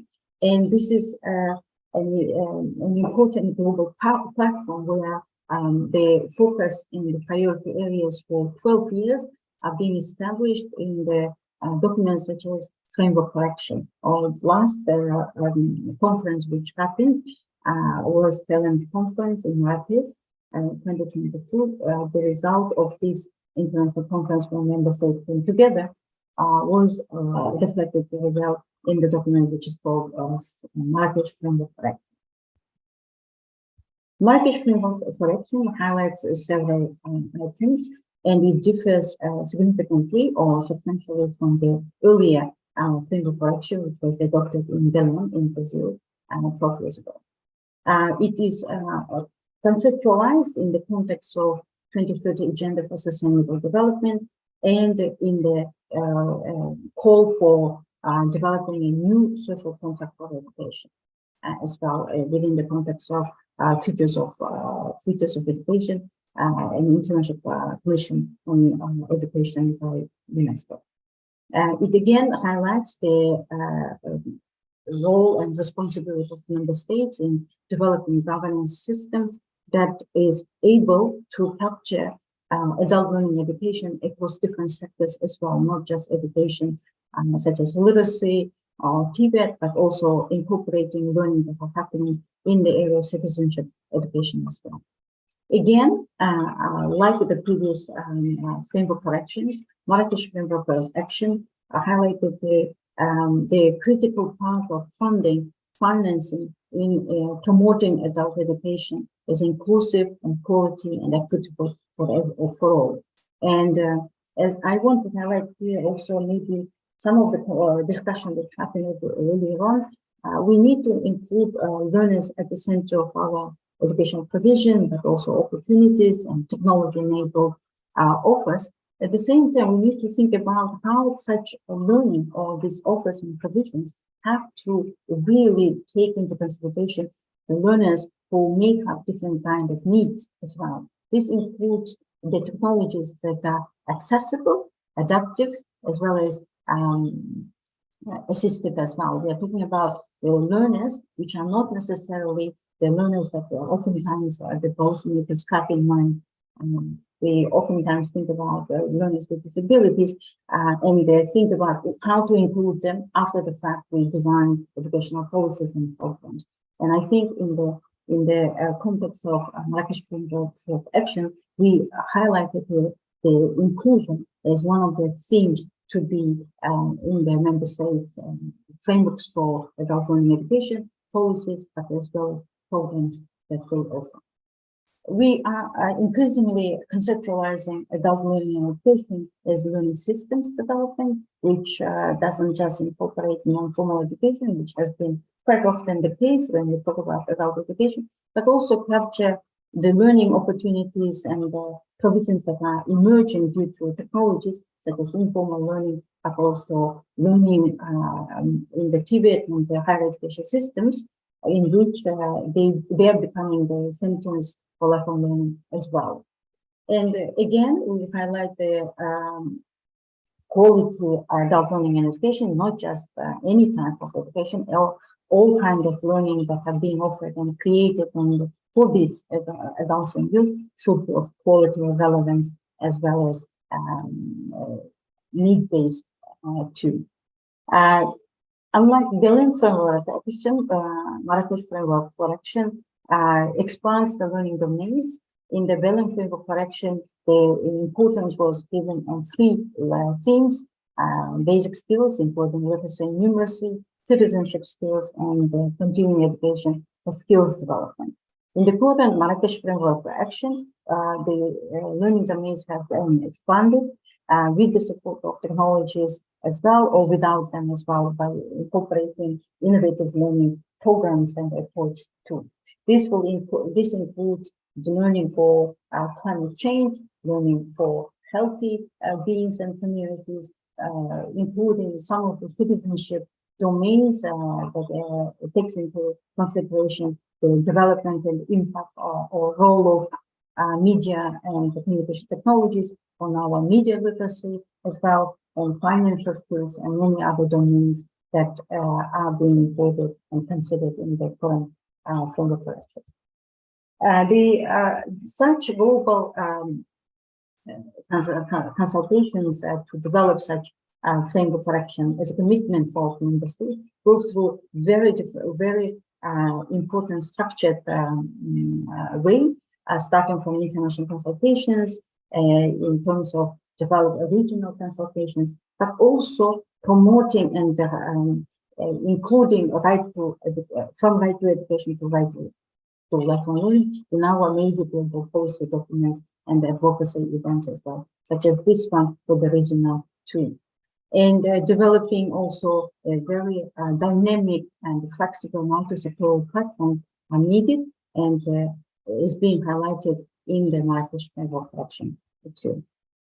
I don't want to state all of this again. Maybe lastly, I think to capture all the domains, but also priorities of the Marrakesh Framework Action, I want to reiterate the 5 themes here about inclusion, citizenship, future of work, climate action, and right to lifelong learning.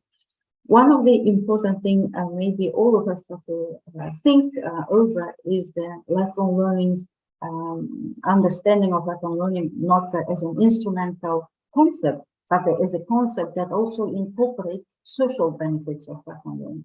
That includes the themes of inclusive lifelong learning, that we are not just thinking about adults and youth that are capable of or they're integrated in the workplaces and in communities, but also extending this learning to other communities which are historically being disadvantaged and marginalized as well. And in terms of climate action, which we actually currently face, is the major issue of climate change and its impact on our well-being, not just about workplaces. And I would like to maybe at the end to state that currently we are going through different kind of consultation at the regional level, but also developing community of action for different sub-regions through consultative processes as well. If you're interested in how to be informed about these developments in the area of adult learning and education, lifelong learning and education, and literacy, please contact me. I can provide further information after this symposium as well. Lastly, I want to promote one of the campaigns that we have at the moment at the Institute for Lifelong Learning. I'm a lifelong learner hashtag campaign, where we want to show that why any one of us should be considering ourselves as lifelong learner by joining our movement and promoting this across different networks, your personal, professional networks, by posting your statement using this hashtag. And I thank you again for this opportunity to present the work of UIL in highlighting for the role of global partnerships for developing lifelong learning systems across the world. Thank you so much. Thank you, Ms. Rakat, and thank you also, Dr. Patricia. So we have some questions from the audience, and I'm going to start with some questions first for Dr. Patricia. So the first question says, in fact, there's lots of questions and some of them are quite similar. So I'm going to put a couple of similar themes together like a vignette, and hopefully we'll answer several people's questions. So if I can put them together, we notice that the labor market has become completely immersed in technology. Isn't there a danger in directing learning towards this path? Are we moving towards a future era in which machines control humans? And what do you think about the potential conflict between the use of AI and creativity? So what are your thoughts around that, Dr. Patricia? Well, that is quite a vast topic to speak about, but I'll do my best to address some of the questions. Thank you so much for sharing those questions with me. Thinking of one of the ideas that I share in my presentation, that the development of technology is kind of inevitable, and that not incorporating that development in our education would be probably a big mistake. What I think is that we need to find ways to make that integration sustainable, which means that I have had some examples in the past few months of teachers that have found very creative ways of, for example, to integrate artificial intelligence either in their classrooms or in the assessments with the students. So I don't think we can speak about a conflict. I I think we need to speak about how are we going to relate, what is going to be our relationship integrating this development, these technological developments, either in our daily lives and in our case for today's symposium, in education. How can this be done in a fruitful way?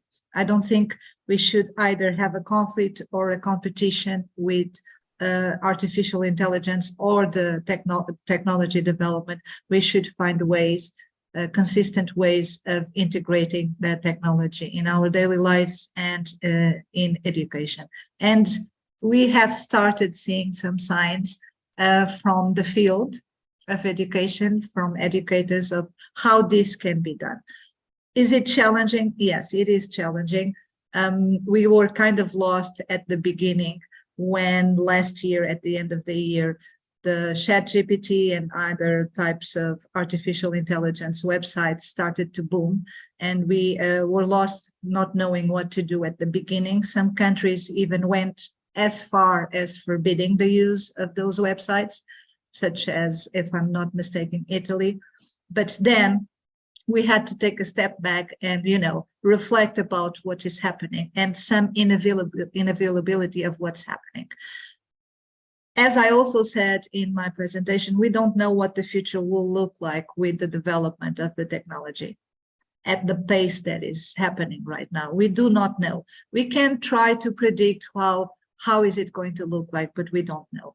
So this was, not being able to answer all the questions because exactly we don't know how the development would be.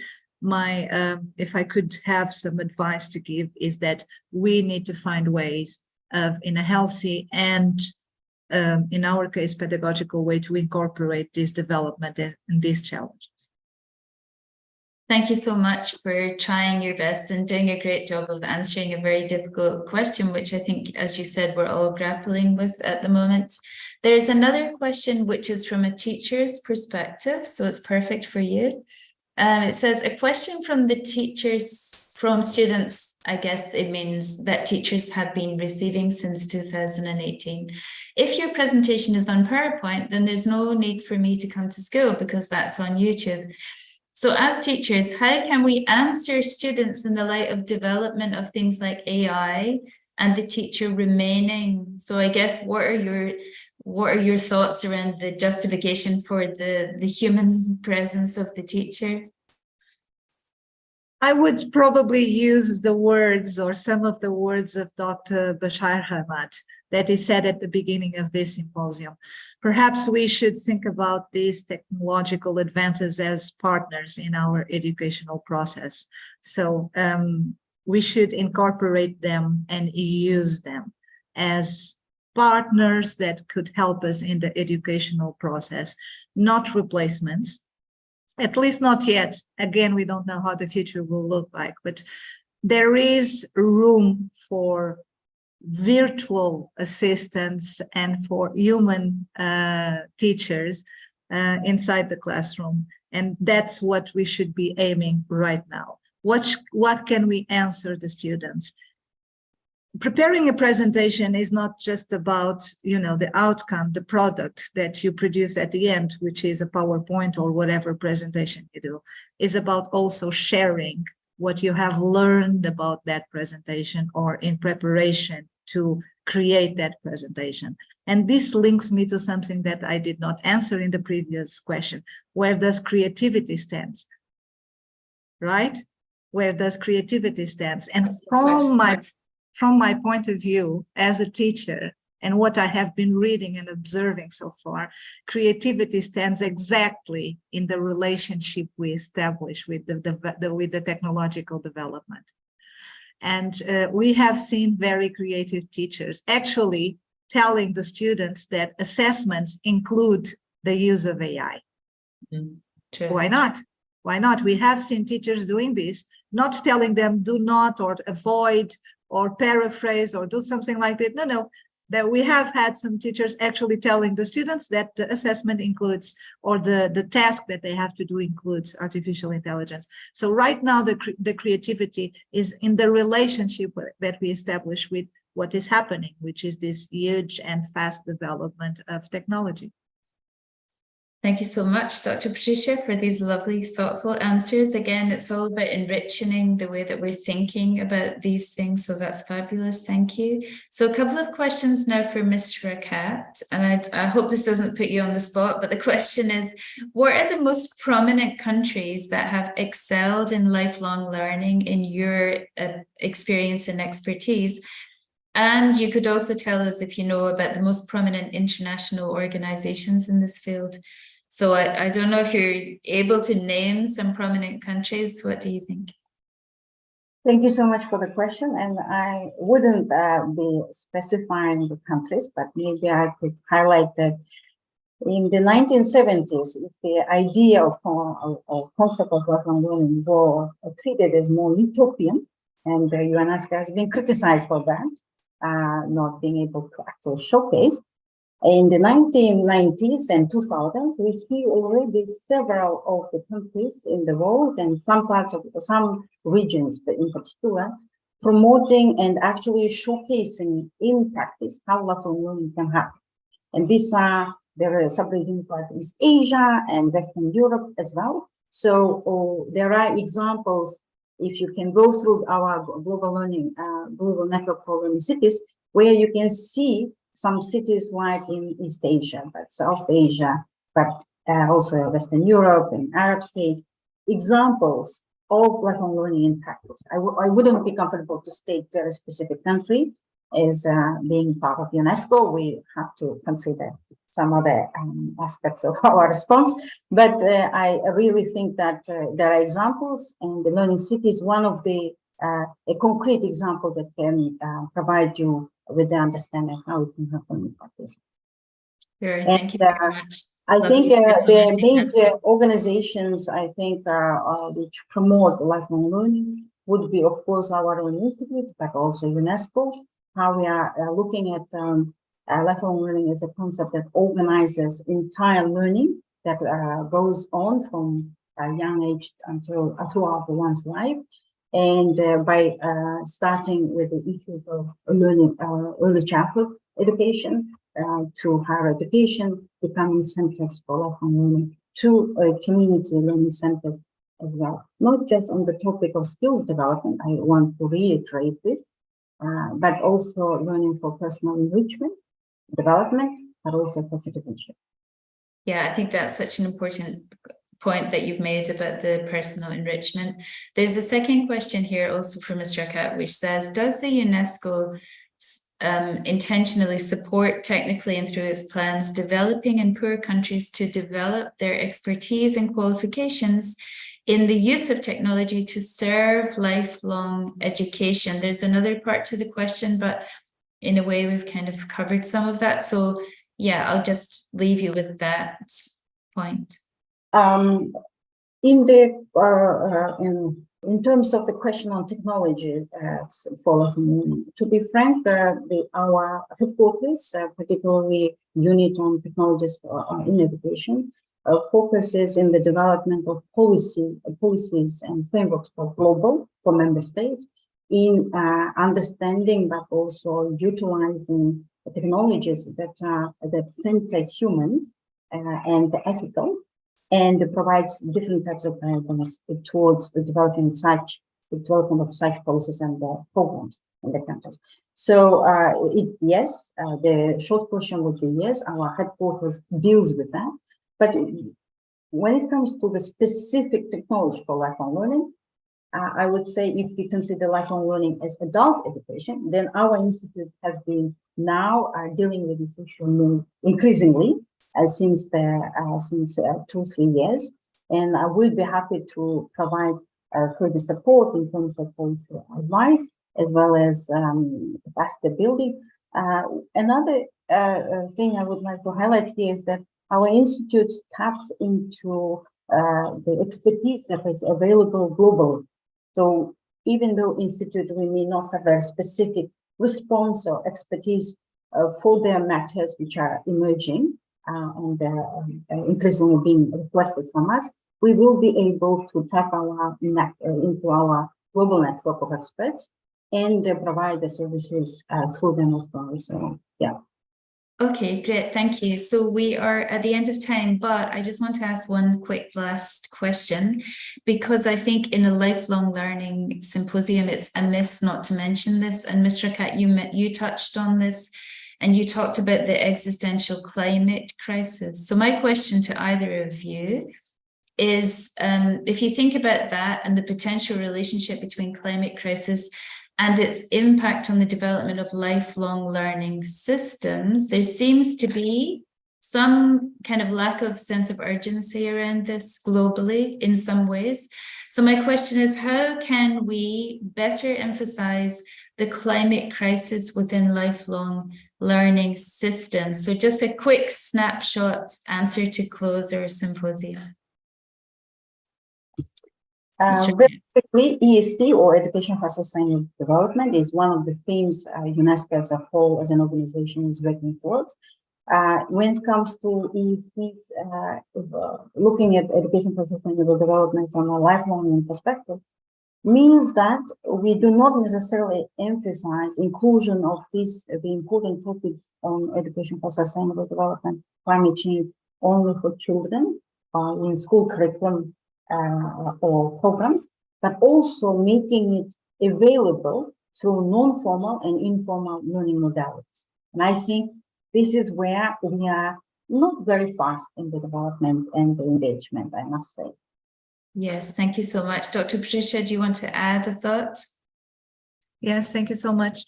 As was stated by Ms. Rakat, yes, some of the climate change crisis has been slowly being incorporated in the curriculum across the globe at many educational levels. So it starts from, from the first years of formal education and moves on towards the next ones. But I think that something that also happens is that the environment is shaping the way that the climate crisis issue is being brought to our lifelong learning, not just on the formal contexts through the curriculum, but when we are engaging in learning experiences, personally, professionally, the learning environment, the environment around us brings this question to the table and is included in many of the things that we come in contact to in our learning process. So there is this mechanism that, because it is such an important issue and is out there in so many spheres of our life, is starting to be incorporated not only by the formal means of education, but also by the informal means of education. We are much more conscious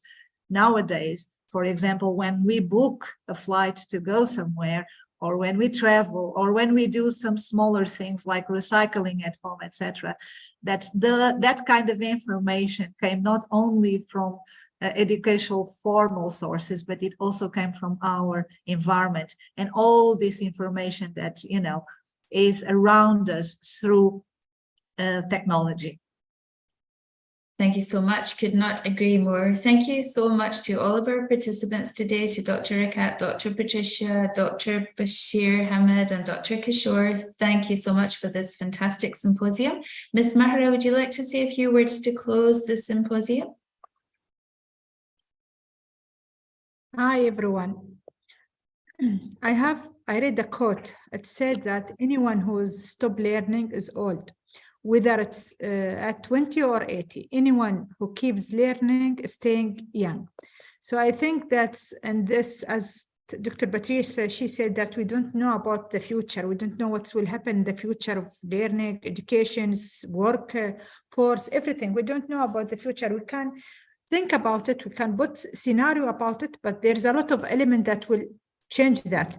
But the one that we can control on it, and it's on our hand, is our learning and upskills our skills.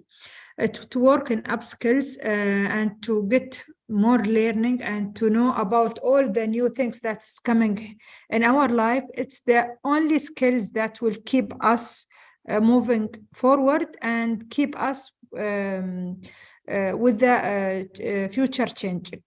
Thank you for all the experts that they share their expert with us. And thank you for Dr. Martina for running the sessions with very qualification. And thank you, Nof, also. She was the hero of, after that, this preparation. And thanks for all the participants. I hope that this seminar is met their expectation. And I hope that we will see you next week on the seminar that the center will make it about the teachers on the teacher days at 4th of October. Thank you all, and wait for our invitation for the next seminars. Thank you, everyone. Thank you. Thank you. And thank you, Ms. Mahra. Thank you, Ms. Nof also.